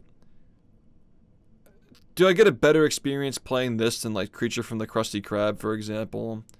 Not really. It feels too like unfinished and lacking to be placed in a tier with actual finished games. Finished. This game is like kind of finished, but yeah. I almost feel bad putting this game up here, but There's a lot that I like about it. This might be my most biased pick, actually, is putting this here. But this one doesn't belong here. Maybe it goes here. Would I rather play this or Volcano Island? At least this one actually has functional, like you can just like skip shit in this game. Like the combat is the main part of the game, but it also allows you to just walk past the combat. So like, what does it even exist for? Why do we have combat in a game where like 90% of the time, no joke, you can just walk past it? It's not even fun combat. And it's a step down from the 4 players on this, you know? And like, I don't want to hear no like, oh, they couldn't make it work because of like lag or whatever. Like, there are 4 players on the screen at times in this game too, but you can only control 2 of them at the same time, I believe. Am I right about that? There are at least parts where there are 3 on the screen at the same time. You switch through them. And they all play the same way. In this game, they all have unique abilities, and like they're based on like their shows and chow, and they have actual reasons to switch around, and like it's fun to an extent. This game is just like, it's just bland. But I think that Boating Bash goes in this tier above these. It's just mid. It's fun, kind of, but there are better games like it, and it gets repetitive. It's just the same mechanic over and over. You just hit things and race, essentially. Like, that's what it boils down to at the end of the day. Alright, so we're running out of games here, actually. Globs of Doom for the DS. We played this, right? This one, yeah, I remember this one. This is the one with the character switching mechanic. I did like it more than the DS version. I wouldn't recommend playing either of these games, but I do think that I enjoyed it more than these. So I'll put it there, I guess. I didn't even necessarily dislike this game. We played most of it. It was just mid, I don't know. Like, why do I have this one so low and not that one? Good question. I just feel like this game was a lot less thoughtful in what it was doing. This might not even be a good tier, honestly. Like, would I rather play this, like the Yellow Avenger, than play this? I don't think so. This is for the Wii, right? I think I'd rather play this than that. I think I'd rather... This game is really annoying to play. At least this one's short, but then again, there we go again with like, oh, it's short. I think that all of these games have serious problems, though. We're splitting hairs here. I think this is fine for Globs of Doom for the DS. Can't believe I even know what half these games are, dude. You guys have really forced me to consume the slop. This is a port. This is a port of this. And this game is actually good. I don't want to put it here because it's not like there's not a lot of content in it. But it's a fun game. I mean, I would 100% rather play this than Movie, to be fair, but Movie is a much more realized game than this is. So, it's tough. Like, it feels like one of those like mini games that has charm and you like it. It feels like it should go here. I honestly, as many problems as Movie has, as mid as I feel it is, after playing it so many times, like, part of me feels like if we played this game as much as we played this one, it would be way, way older to us. Like, it's a good game, but I don't think that it belongs in the tier of, like, these, like, actual serious games, you know? Like, A tier, A minus and higher is, like, actual, like, games, you know? What is what? This game? It's a U-Draw game. You, like, draw on the tablet and, like, do stuff like push the pen and, like, erase things and stuff. Like, it's like a gimmick game. It's fun, though. It's a really fun game. And Tom Kenny reprises his role as Patchy the Pirate in, like, live-action sequences, and it's fun. Yeah, we've drawn some heinous things on that game. Yeah, SpongeBob Squiggle Pants. Yeah, I like it, yeah. I just don't think I can put it above, like, fully realized games. It's just mini games. This game is mini games, but it's like cohesive, you know. It's a full game with like objective and a nice reward at the end. This game is rewarding too, I guess. Like, it's a good fan service with like Patchy the Pirate and like Potty the parrot, like all the different like scenes and stuff you can unlock. But I mean, like the art style is fun, the different styles of SpongeBob. It's a good game. It's just really short, man. But then again, like a short game that doesn't like this game in terms of content is probably about the same, but it just gets padded out.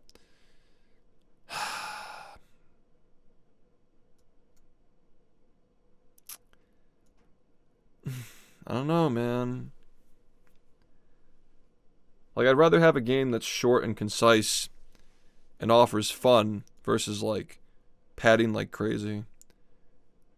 And not even, like, great for the genre. This is a short game. It's fun, though. Fuck, dude. Put this here. Which one? This game's not very satisfying to complete. But it's a good experience, though. And there's more content in this game. There's more voice acting. It's tough, dude.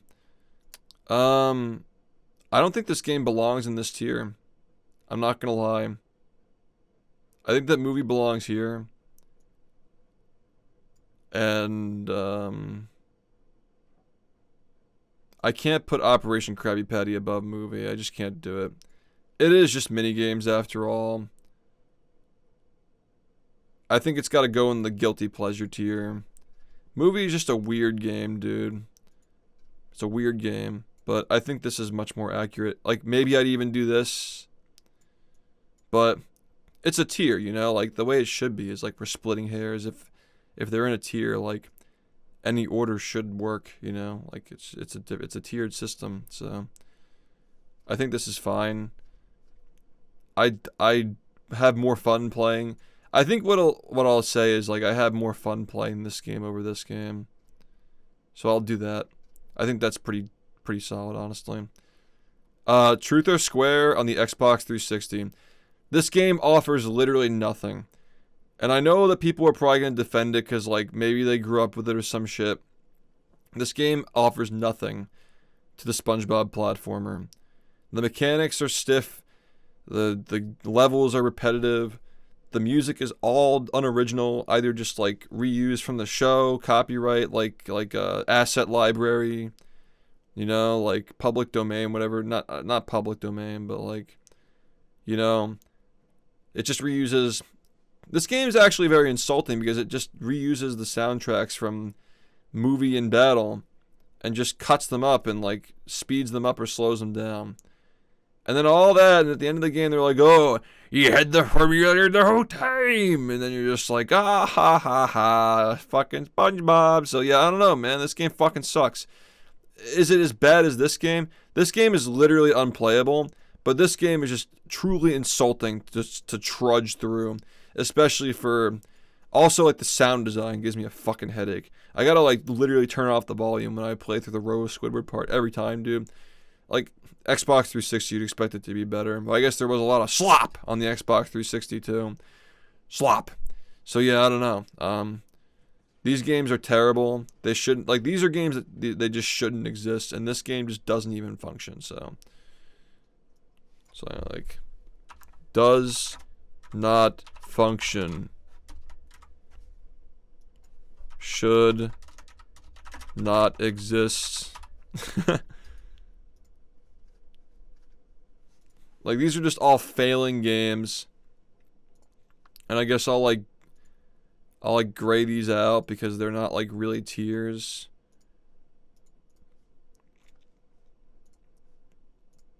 Yeah, that's fine. Like, essentially, these are just, like, should not exist, does not function. It looks better, like, the... Wait, a D... Fine. I think we'll just, like, stick with the letters. It's fine. It's fine. But you get the idea. Like... This is truly the worst experience you can get on this list. This is really fucking terrible. It's like, why did I play this? Honestly, Truth or Square is worse, though. Yeah, this game is the worst it gets before becoming unplayable, in my opinion. I don't say that lightly. And, like, it's also just annoying. Like, the voice lines are annoying. It's just reused assets. I guess the animations are, like, okay. They're more expressive, but they aged a little bit. Still doesn't have Clancy Brown. If we're gonna, like, you know, comment on that for BFBB, it's worth noting at least. At least the acting in for Clancy for Mr. Krabs in this game is a little better. But yeah, also very linear. Not a fun game, dude. Not a fun game. This game, people say this one is better. People say this one's better than this one. I don't agree necessarily. I think the only thing that makes this better, like it lasts way longer, and I hate how long it drags on. It kind of feels like the Yellow Avenger in that regard. But at least they're like actual platforming mechanics, so where do I put this? Like, I think that it has more of a reason to exist than this game. Like, it's still bad, but like, right? Like, I feel like it's kind of in that Yellow Avenger type tier where like it lasts forever, but there's still some like effort put into it, I think. I don't know. I feel like the Yellow Avenger has more heart than this game. I think maybe it goes here. This game, like, at least has, like, sprite work. Lights, Camera, Pants is up here. The console version and the PC version. Yeah, man, I don't know. This one's tough. I think it's still, like, does it belong in the same... Actually, this game and this game have the same developer. Fun fact. But, I don't know, man. This game is just not very fun to play. I don't even really remember this fucking game. It was so mid. And this one I barely remember either. Like, I just know I didn't have fun. I know that this game lasted forever though. Like, man, it really does feel like Yellow Avenger tier of like boring. Like, if we're being really honest, like, I think the runtime does matter. Like, it does kind of matter how long these games run for. This game was kind of going smoothly. It wasn't overstaying its welcome. This game absolutely overstays its welcome, and so does this one. So, I think that we just got to do what we've been thinking all along. Like, we got to also take into consideration how fun these games are to play. And these games are not fun. Like, if you ask me if I wanted to play any of these games versus these two, no. I think they belong down here. I think they're just really not fun to play at all. And I'll be honest, like, there needs to be a D- tier where games that are just, like, truly awful go. And I guess we can just kind of pick here, and we'll just say, like, yeah, this is one of them. We all know what this game is. This is SpongeBob Hero Pants, the game that killed the SpongeBob franchise until Battle for Bikini Bottom's resurgence on the internet revived it. So this is the game that almost killed every SpongeBob game. I think it sold like 15,000 copies. It's the same game across like PSP. Like, it's a literal port, I'm pretty sure. At the risk of being incorrect, I don't even think the port's on here. But yeah, like, this game basically killed the SpongeBob video game franchise. I think for that reason, like, maybe we need like this. We need like another tier. Yeah, okay. I think I got it. We need another tier. Like, how can we really rank this if it does not function, right? This game does not function as far as I'm concerned. Like, on the 3DS at least, like, maybe without 3DS to DS emulation it works better, but this game does not function. I think just for the sake of, like, this game literally could be generated by AI. Like, it's actually just pitiful. If you've never played this game, like, I know that, like, all the sponge tubers, like, talk shit about this game, and, like, you gotta wonder, like, how bad it actually is. This is one of those games where it actually is that bad. This game truly is that bad. And I implore you to just watch gameplay of it or just try it to, like, truly understand, like, none of the mechanics are implemented well. You're, like, jumping on the moon. There's a shit ton of lag. Like, it looks like a fucking N64 game. It released in 2015, right? Insane. This is inexcusable for a video game. This should never have been made. And I feel insulted being part of humanity existing alongside this game being a thing. So, like, I know that this is kind of getting long. I don't want to, like, dwell on it too much. Yeah, this game is as bad as they say it is. That's like the most I will say. You will feel hollow playing this game. If you trust, because this is getting long, right? The video is getting long. If you trust that like these are all well thought out, most of these at least, like, trust me when I say this game will make you hate life. This is a bad game. Globs of Doom for the Wii. We should probably do Toybots first. Toybots, GBA. We didn't. Oh, Atlantis GBA. We played this game. I don't even think that this game was really that terrible, honestly. It was like one of the first ones we played in that subathon, so I was probably in a much better mood when we actually played it. As far as Game Boy Advance games go, fuck, these are just like all just like pretty unmemorable, dude. Was it better than any of these? I definitely like Battle for Bikini Bottom more. It's probably more memorable than this one. I think this is a good place for it. I think it's a little more memorable than Unite. But these are like a lot of these Game Boy games just aren't even worth mentioning. Let's be real. We're going above and beyond even talking about them. All right, so that's that. Attack of the Toybots DS, the DS port of Toybots. I guess we should probably talk about the Wii version first. This is the follow-up to Volcano Island. And for the record, I do think it was a better game than Volcano. It's still a little silly, but it's a little better.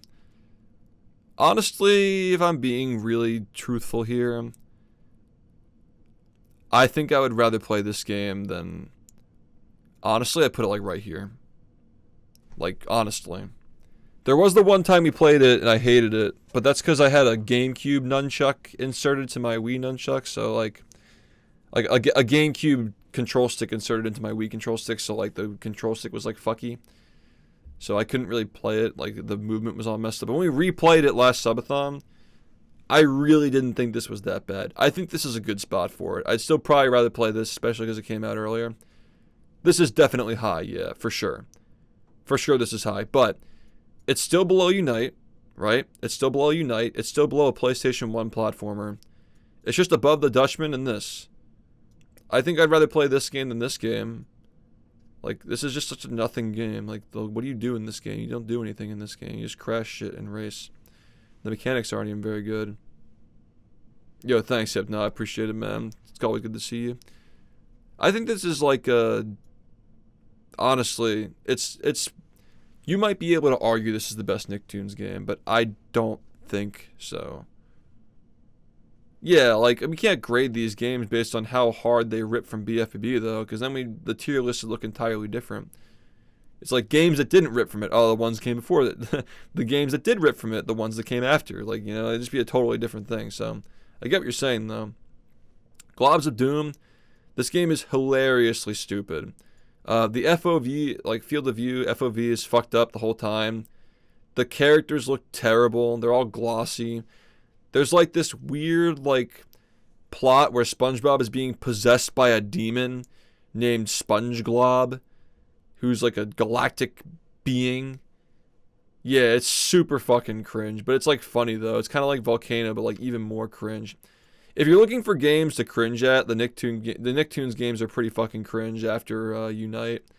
After Unite, the plot lines get absolutely terrible. If you're playing Nicktoons games for the plot. So, I don't know. It's like, this game is really fucking silly. It feels very similar to Volcano Island, honestly. I can barely even remember the gameplay. It's like Toybots, but like more like world exploration-ish. I think I'd rather play it than Dutchman, though. I don't know, man. It's like, with these, it's kind of hard, honestly. Like, this tier is really fucking tough, because, like, do I think that Toybots is better? Yeah, I think that Toybots is probably a better game than this. This game has a little bit of charm, though. I don't know, dude. I think I'd rather play... Fuck. Is this right? I think we do this. Like, this game at least has some charm. I'm being really hard on these games. These games don't really, like... They're just so, like, strange. Do we just put them together? Like, this game doesn't even, like... This game is, like, so mid, honestly. Fuck. Is Volcano really worse than these? That's the question we should be asking. Is Volcano worse than these games? I don't know, dude. I don't know if Volcano is worse than these games. This is weird games to rank here. Because I don't want to, like, this is getting to be a pretty long video. We'll do C+, and do B-, and then, like,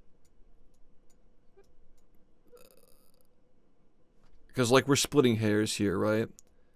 These games are all likable. It's kind of hard to like these games.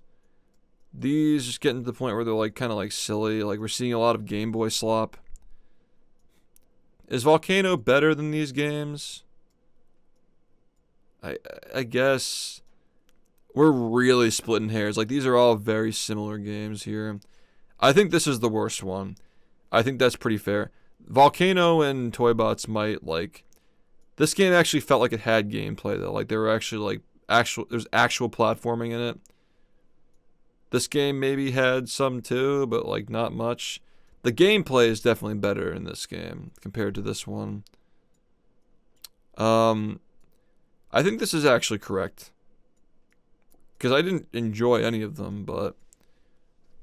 I think this is correct, actually. I think this is correct. Yeah, there are only 4 of them. That'd be quick. But I didn't see the one... Oh, I've only seen 3 of them. I guess there are a lot of them now. I saw the first 2 and then the most recent one. Not the others. This is PSP, right? I think this is just a... This is just a port, I'm pretty sure. I think that the Activision games are just ports. So, Plankton's Robotic Revenge. This game is slop, for sure. It's almost as slop as Hero Pants, but, like, it's not in Hero Pants tier. I think that, like, with the reused assets and, like, unoriginal soundtracks... Well, actually, this game isn't really... This game is reused assets from this game, but the assets in this game still suck. So, I don't know. Definitely would rather play this than that, so they're both terrible, though. There's not much to say about them. This definitely belongs in its own tier, though.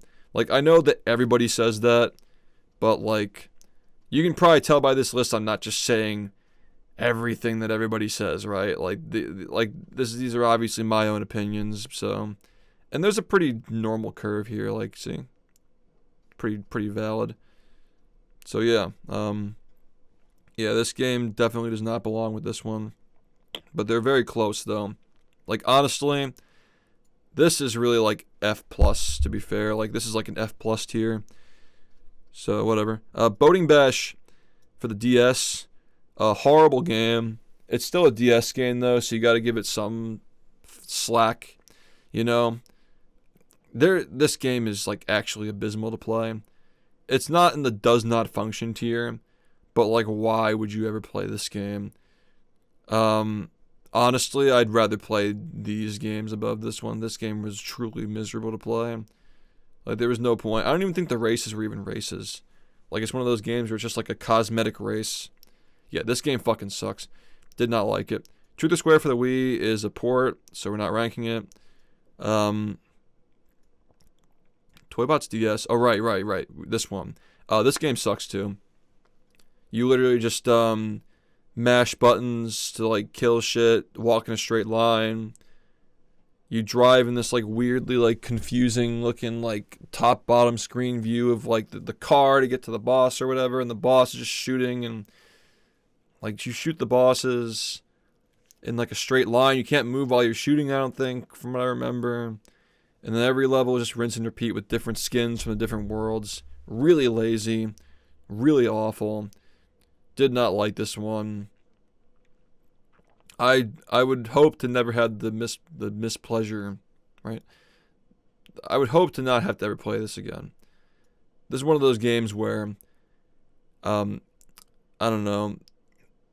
I don't think I could survive another playthrough. I don't think I'd live. That said, though, at least it functions. Fuck, dude. This is tough, dude. I really... This game is so bad. It's probably in here. It's bad. It's man. Am I being too harsh on this one?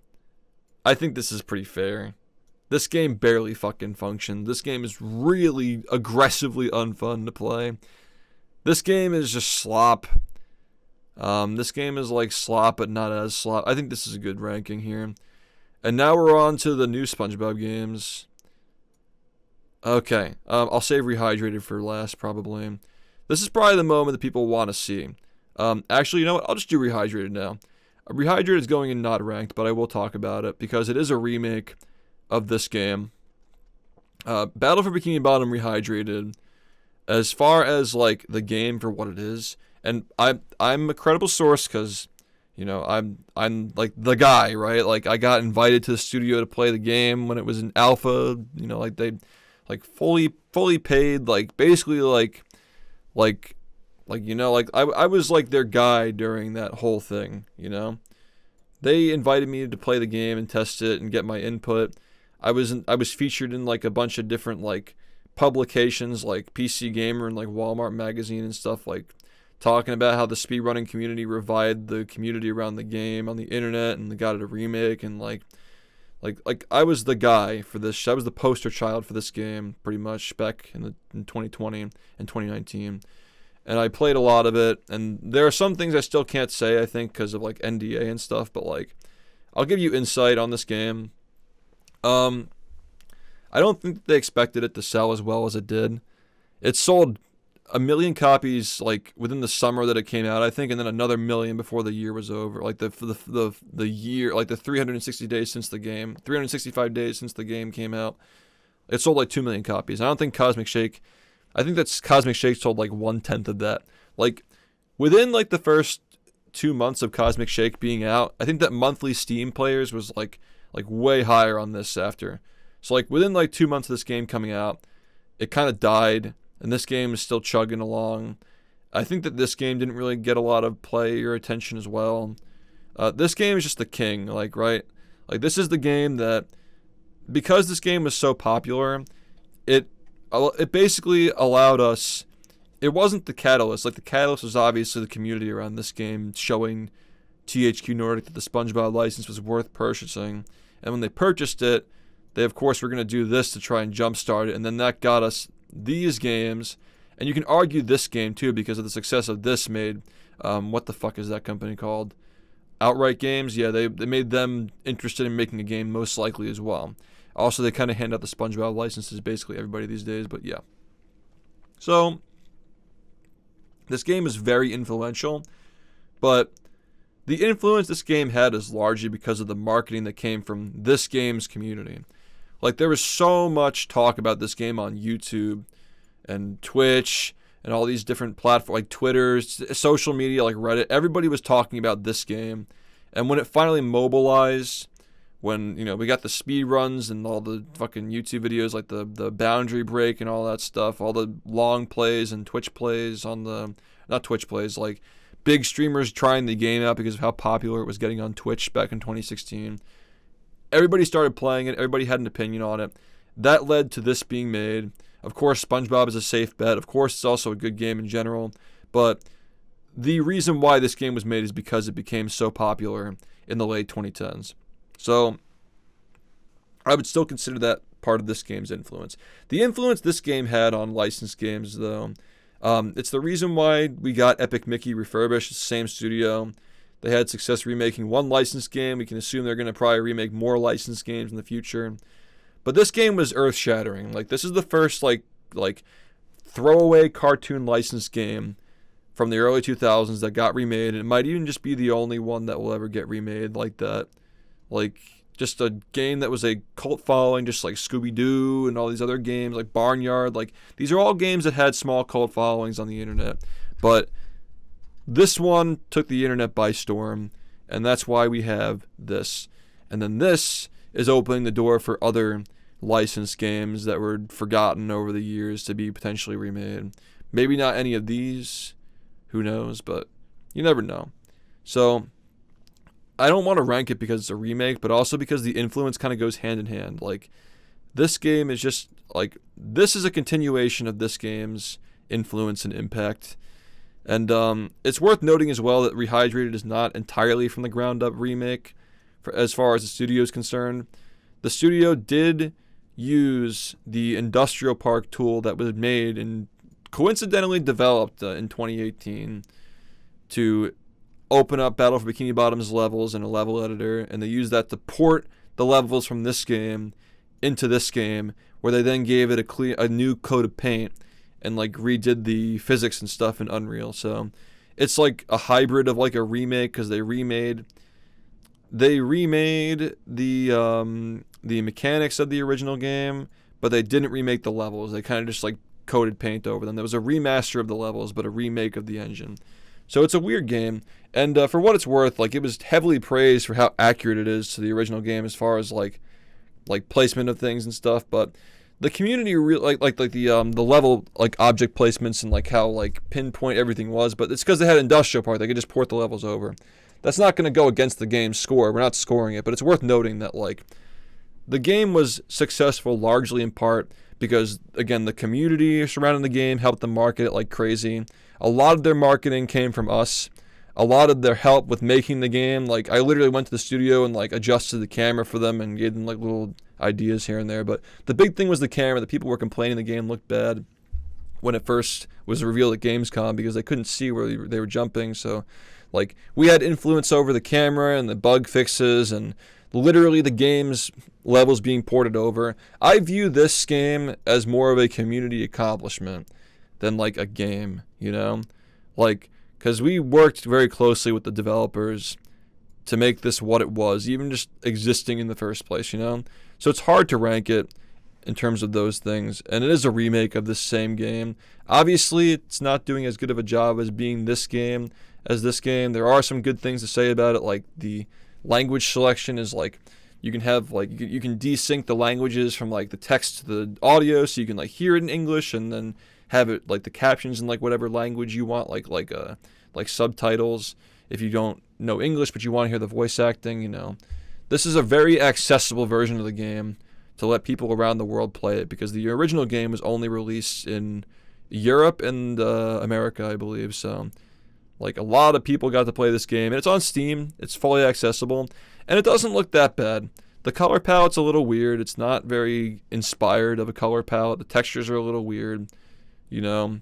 There are some little nitpicks I can go through over. I could probably make an entire video on that, like 100 things that were missed in Battle for Bikini Bottom to the remake, which is just the next tier of slop, if you guys want me to continue making slop content here and there like this. But yeah, I think there's not much more to be said. I mean, there's a lot to be said about this game, but I'm not going to rank it.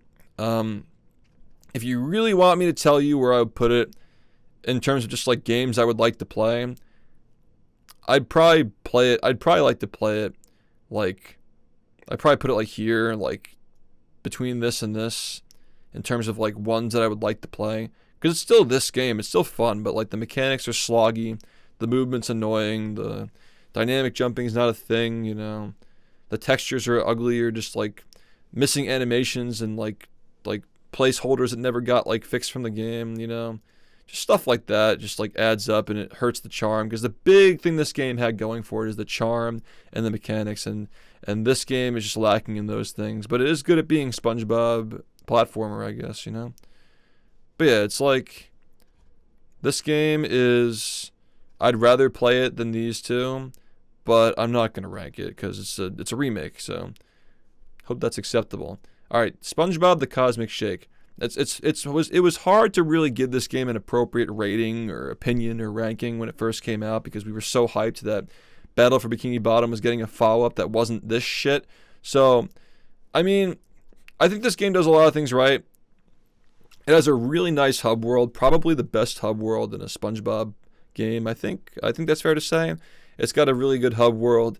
It's got creative levels that are inspired by the show, that are like, you know, sort of like Battle for Bikini Bottom, but there's like a twist on them, or just like entirely new places. But I wish they leaned more into like the source material a little more, with stuff like the medieval world, like Sulphur Fields. They could have leaned more into like the season 4 special with like the Dunces and Dragons or whatever, you know. They probably could have like leaned into that a little bit more instead of going the more of like the fan fiction route.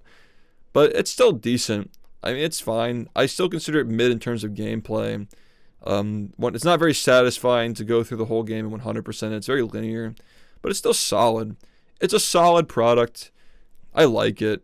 Would I rather play it than these games? I think so. I think I put it here. I think it's better than the movie as a platformer. There's more to enjoy here with the voice acting and unique actual levels. The mechanics, the combat is way more fun. I wouldn't go as far to say it's as good of a SpongeBob experience as, well, maybe it is like almost as good of a SpongeBob experience as this game, but the dialogue's not that great here. And this is just much more classic SpongeBob coded. I think this game belongs here. I don't think I put it up here in A tier, but it is the best of the not best games. I think this is the best of the not best games, is fair to say. Patrick Star game. This game is interesting. It's kind of hard to rank it because I do like it a fair bit, but it's also just, it's just a goat simulator type game. I guess you could probably say this is the most open world exploration Bikini Bottom has been in terms of like open world in a literal mechanical sense, but you still don't get to explore areas that you can in some of the other games, like like this one, and it's just not as good. So I'm just gonna say like this game is fun, but it's overpriced and not bearing the price in mind. Would I rather play, are we talking about like completion, right? We're talking about like we're playing the game from start to finish, which is just basically just getting enough points to go to the fry cook games. It's fun. Can I say that it's like more fun than movie, for example? I think I can fairly say that. But do I put it here because it's not a very like high quality product? Like, I don't really know. Do I put it in here? Like, you kind of just do the same thing over and over again. It's kind of like a boating bash type game where like it's kind of fun. But maybe I put these here, actually. Maybe I like have these silly ones here in the middle, and then these move up. Like, would I rather play the Nicktoons games than these games? I think this game can be, like, some dumb fun can be found in these games. Maybe Patrick Star goes up here, because, like, these games are kind of lacking in soul and content, but they're still probably more fun to play than these. And these games are likable, but they're not, like, great, they're not good.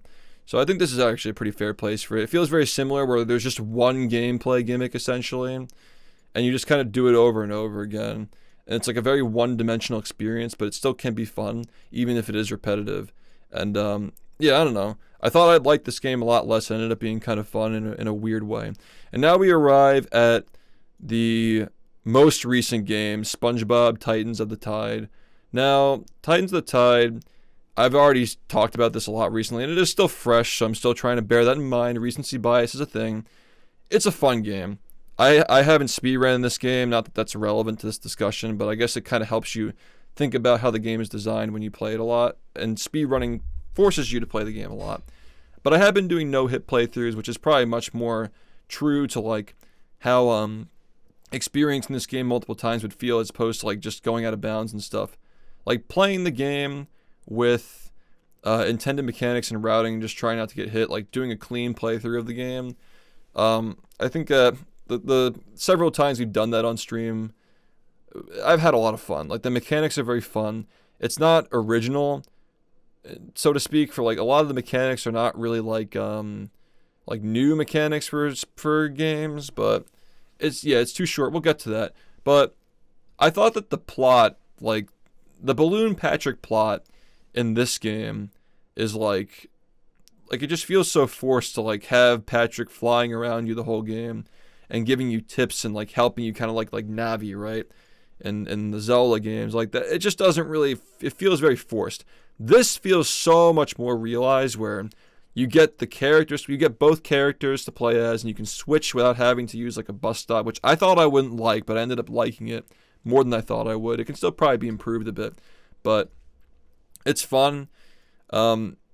It gives reason to having the floating character around you for the banter and the quips and stuff, whereas this one felt much more forced. This just feels like a much more realized product of this, but this is lacking the variety in environments and the quality hub world and some of the other like SpongeBob-y things. Like this game feels much more like you're playing through a SpongeBob game than this one does, but this is a very fun game. It's kind of like if this were good, you know? It's like, obviously it's not going here, right? It's going in the good games list. This game is fun. The only problem is it's very, very short. It's a very short game. Like that run that we did earlier, the no-hit that made it halfway through the game. It's like halfway through level 3 is like halfway through the game. Crazy. Very short game. I wish it had more. I know there's like Search for SquarePants DLC in it, which was probably mandated by Nickelodeon, so they probably could have gotten 6 worlds, 6, 7 worlds, if they actually had time and the ability, the allowance to make them instead of having to focus on DLC for the movie. So, like this game, I think that when the DLC is fully out, I will probably like it more, and I still really do like it.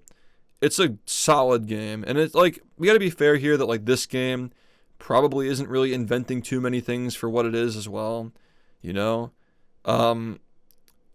It's like, it's close between, like, it's more fun than this, it's more well made, like, there's more, it's higher budget, and these like PC and UDraw.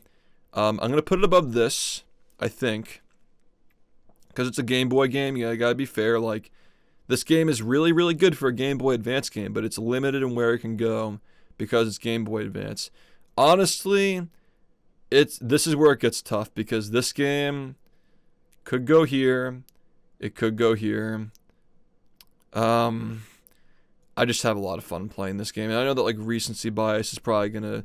The mechanics are just so much more ironed out. They finally put in dynamic jumping, where like you hold down the button for different amounts of time to jump at different heights, which we were asking for since this. And when I was at the studio, that was a very contentious topic, and I said like it's a really good idea to put it in, and there was a lot of disagreement on it, and they didn't put it in this game, and they put it in this game.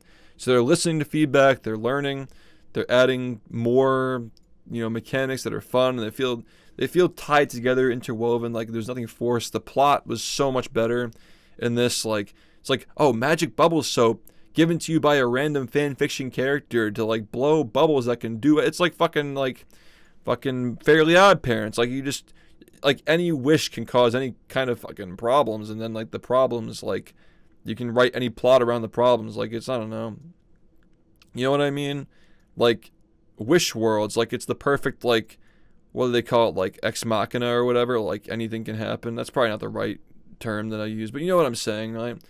Like, it's like, oh, you give him this like cosmic power to like create worlds, and like, even though this like doesn't really take place in Bikini Bottom for the most part, like, it feels really inspired compared to the other ones, right? Like, the first level of the game, you see Bikini Bottom as like a tutorial, but then Goldfish Island is like an inspired area that they came up with, and it still feels like SpongeBob. It still feels like you're getting out of it what you would expect from this game, with like the kelp forest and the Goo Lagoon and stuff. The pirate theme. It's on theme. Neptune's castle is like, still feels like you're underwater, still playing SpongeBob. The most like non-SpongeBob thing in this is probably the catacombs, which is still like inspired. It's still inspired. It's inspired by Dark Souls, obviously. They literally have a bonfire in the level that you can light with a sword sticking out of it. Like, there's just a lot of inspiration in this game. There's clearly heart. Like, it's a game that when I play it, it feels like they really enjoyed making it and testing it and playing it, versus this game.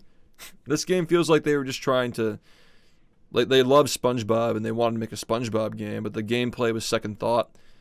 This feels like they love SpongeBob, but they're willing to give up some of the SpongeBobiness to be fun. And that's what a game should be. That's what this game is, actually. But what this game is lacking is content. And it's also linear. If I'm really being honest here, this game is short too. I gotta put it here. Honestly, you can easily make an argument that this game is the third best SpongeBob game. I don't think that this is a better platforming game, a more charming and memorable platforming game than this is a point and click game. But this is tough, man, because like, it's also new. I might go back to this and like not agree with this in the future because the game is so new. But I just have a lot of fun playing this game, like genuine fun. It's like the movement is just so much more ironed out. The music is just so much better. The dynamic tracks are just so much better implemented with like switching between the characters, and like the instruments change based on the characters or the level that you're in for the same like themes and stuff. Like it's just really fun and pleasing to play. It does get a little rushed toward the end though, and that's pretty obvious. But I still think that I'd rather play this than this. It's very close though. Like you can go either way with these. But if in 2026 I was gonna recommend to somebody, dude, you should play this game. Like I think it'd be like this. Obviously this one, and then this one is just a great game in general. If you like SpongeBob and similar SpongeBob IPs, you might like these. These are good if you like SpongeBob. If you really like these games, maybe you'll also like these if you're a big fan of the show. These are kind of mid, but like you'll still get enjoyment if you really, really like these, you know? These are more like guilty pleasures. They can be enjoyed, but proceed with caution because they're either like slog or like not very fulfilling to finish, you know? These aren't great. These are just like, you know, they either like over obsess over like one gimmick, or like the gimmick is just the fact that like you have characters like they're just collaborating. Like it's just a collab, dude. It's just like fucking like Pop-Tart, Skittle, what were they, like Fruit Loop flavored Pop-Tarts, like yeah, you know, or like Oreos that are flavored like fucking like Chips Ahoy. Like it's just like a gimmick. These are just gimmick games, but they can be fun if played the right way. These games are a bit silly, like not very competent games. They don't need to exist, but they're still playable, and you can find some enjoyment in them if you have literally nothing better to do. These games just kind of feel insulting to play. They probably shouldn't be a thing, but they're still probably more playable and more fun than these games, which, you know, it starts to get a little bit dicey around here. Like this is where the list kind of just breaks down. It's not as clear because like a lot of this is just splitting hairs. Yeah, all the 10 years of experience playing these games finally being put to use. So this, like, I don't know, like this part of the list is where it gets a little like rough, but this game has like very low quality of life. This game is not very fun. This is not very fun. Like, I don't know. Like, I feel like, honestly, is there really that much of a, like, we could probably even condense these a little bit, because, like, this is obviously the worst. I really don't like these games. These games are really stupid, and I don't want to play them again. This just feels like playing nothing. But I almost feel like these are just, like, this is just DS slop, dude. Like, I don't know, the point-and-click movie being down there is, like, kind of, you know, weird. Maybe I'm too harsh on this one. I still think that this is, like, I'd rather play this than this. Would I, though? I'm going to say this one's better than this one. Is it better than this one? No. I think these are all better games than these, honestly. Nicktoons Unite, like, I don't know. I think that this is probably better. I know we're moving a lot of stuff around here, but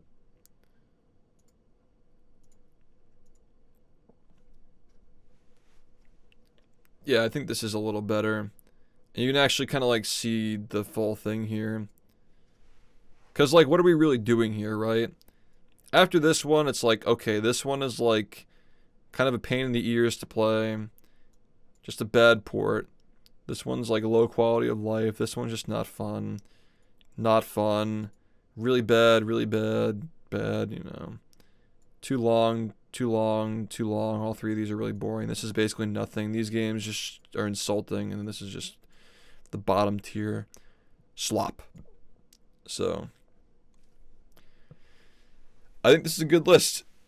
Any thoughts? I think it's solid. Very middle to low distribution on this. Like, most of them are below average, it seems, based on the shape of this curve, which is, you know. But there are some that are actually very good, though. The top 5 is really solid, though. D plus and D instead of D minus. Well, actually, like that. Now we're just talking about like the namings and stuff, right? Like these are all good. Where does mid end? Mid ends here, and these games are getting into like okay, like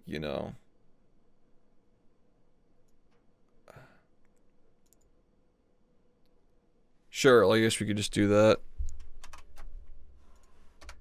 Sure. Yeah, they're either mid or below mid. Yeah, so it's like F D D plus C C plus B minus B B plus A. Yeah, you get what I'm saying. Um,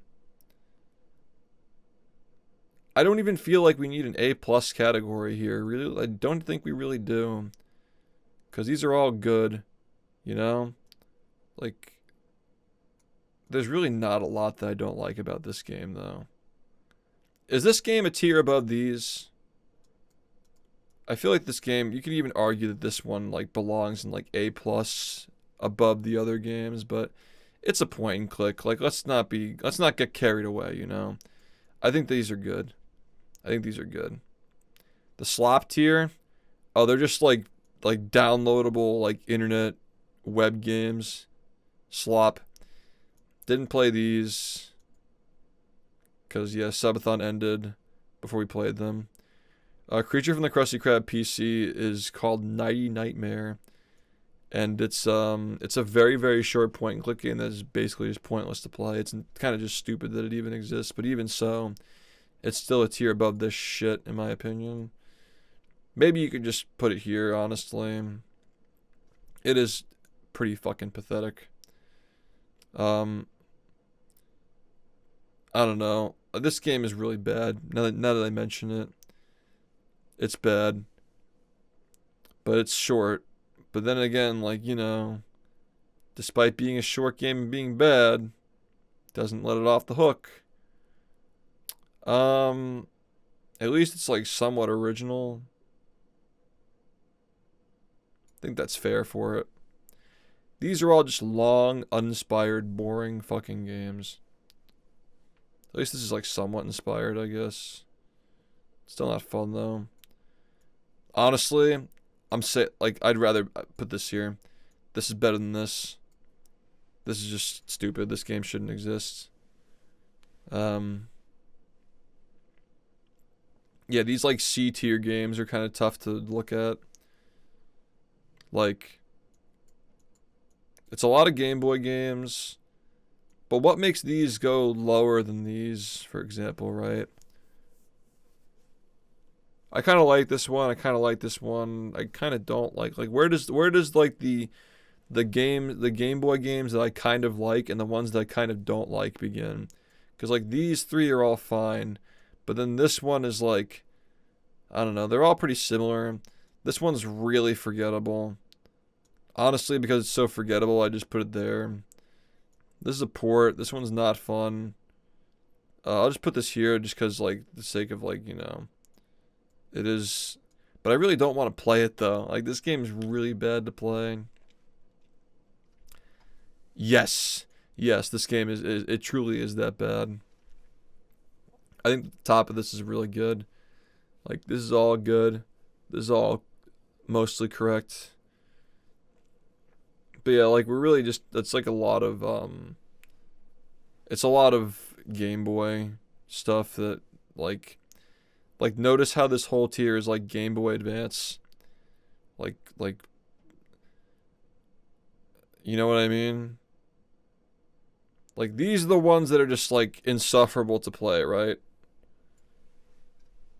But what's like it's really just these C tier games that like we're really splitting hairs to even decide which ones even belong. Like, honestly,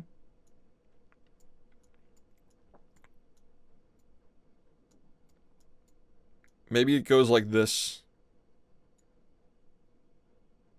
Right? I think this is actually right. Yeah, I think I think that fixed it cuz like these are like not the worst. And then these are the point and clicks. They're just not so great, but I'd rather play these probably than the point and clicks. Maybe. I don't really remember this one well enough, and like I feel like I'm biased against it because it was like beyond my time of watching SpongeBob when I was growing up. But like I feel like this is better because the PC games, obviously.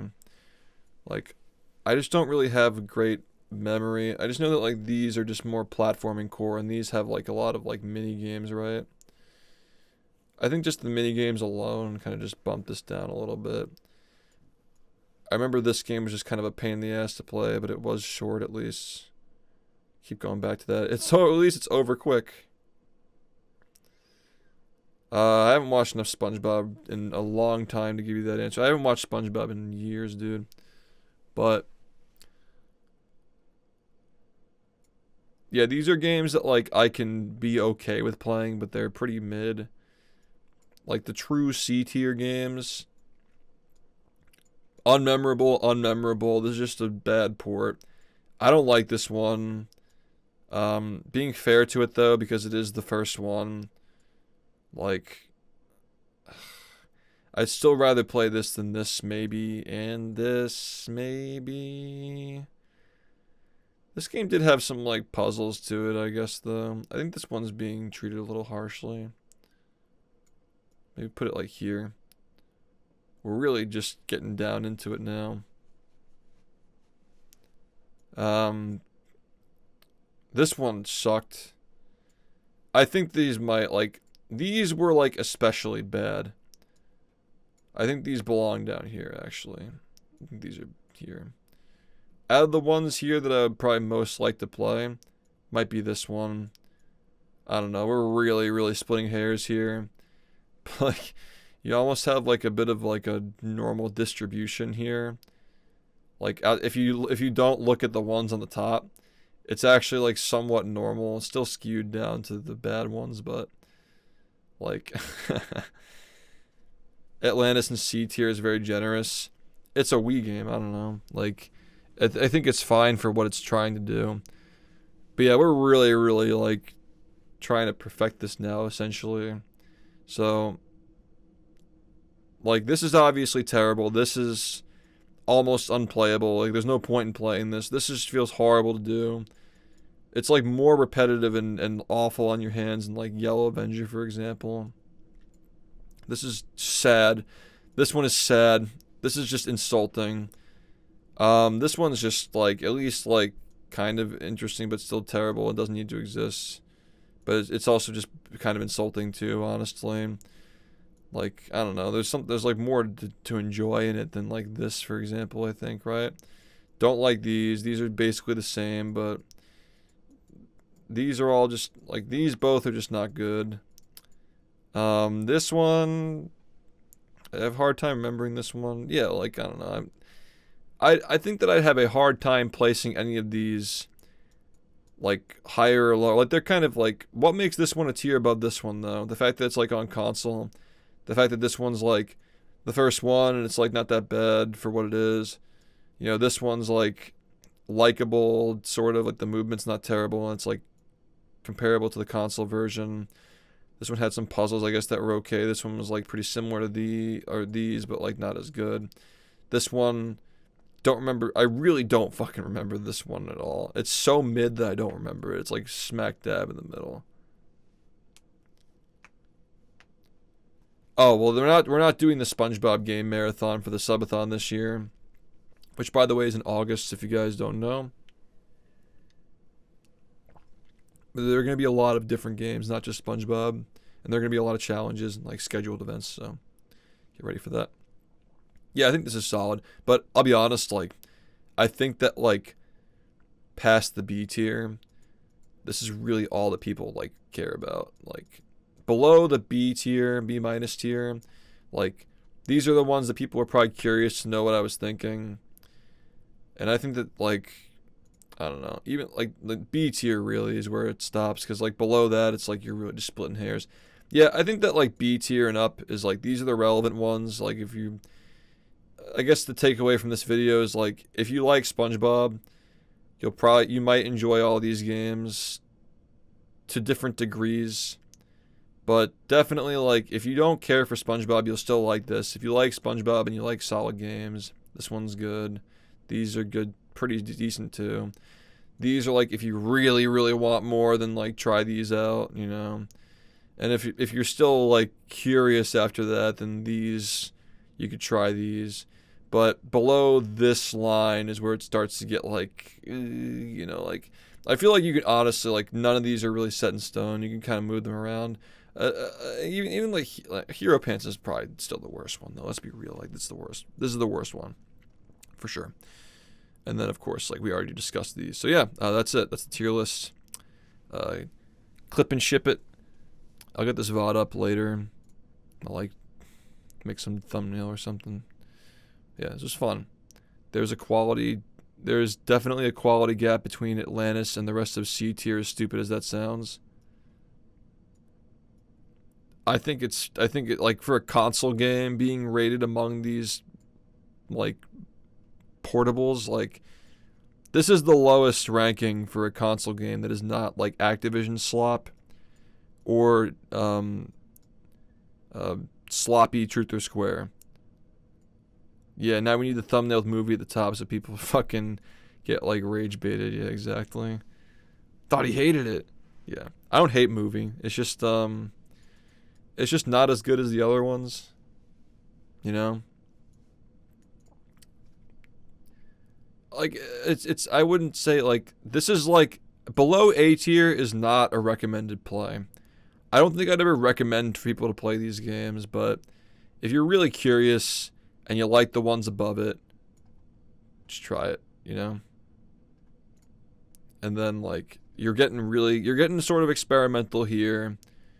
And then below that is like, well, like all bets are off, you know. I think that's all we gotta say. Anyway, it's a good tier list. I'll actually post this. Well, if I post it in the server, then people are gonna not watch the video. So I'll just like screenshot it. So yeah, that's gonna be that. Thanks for watching. Had fun.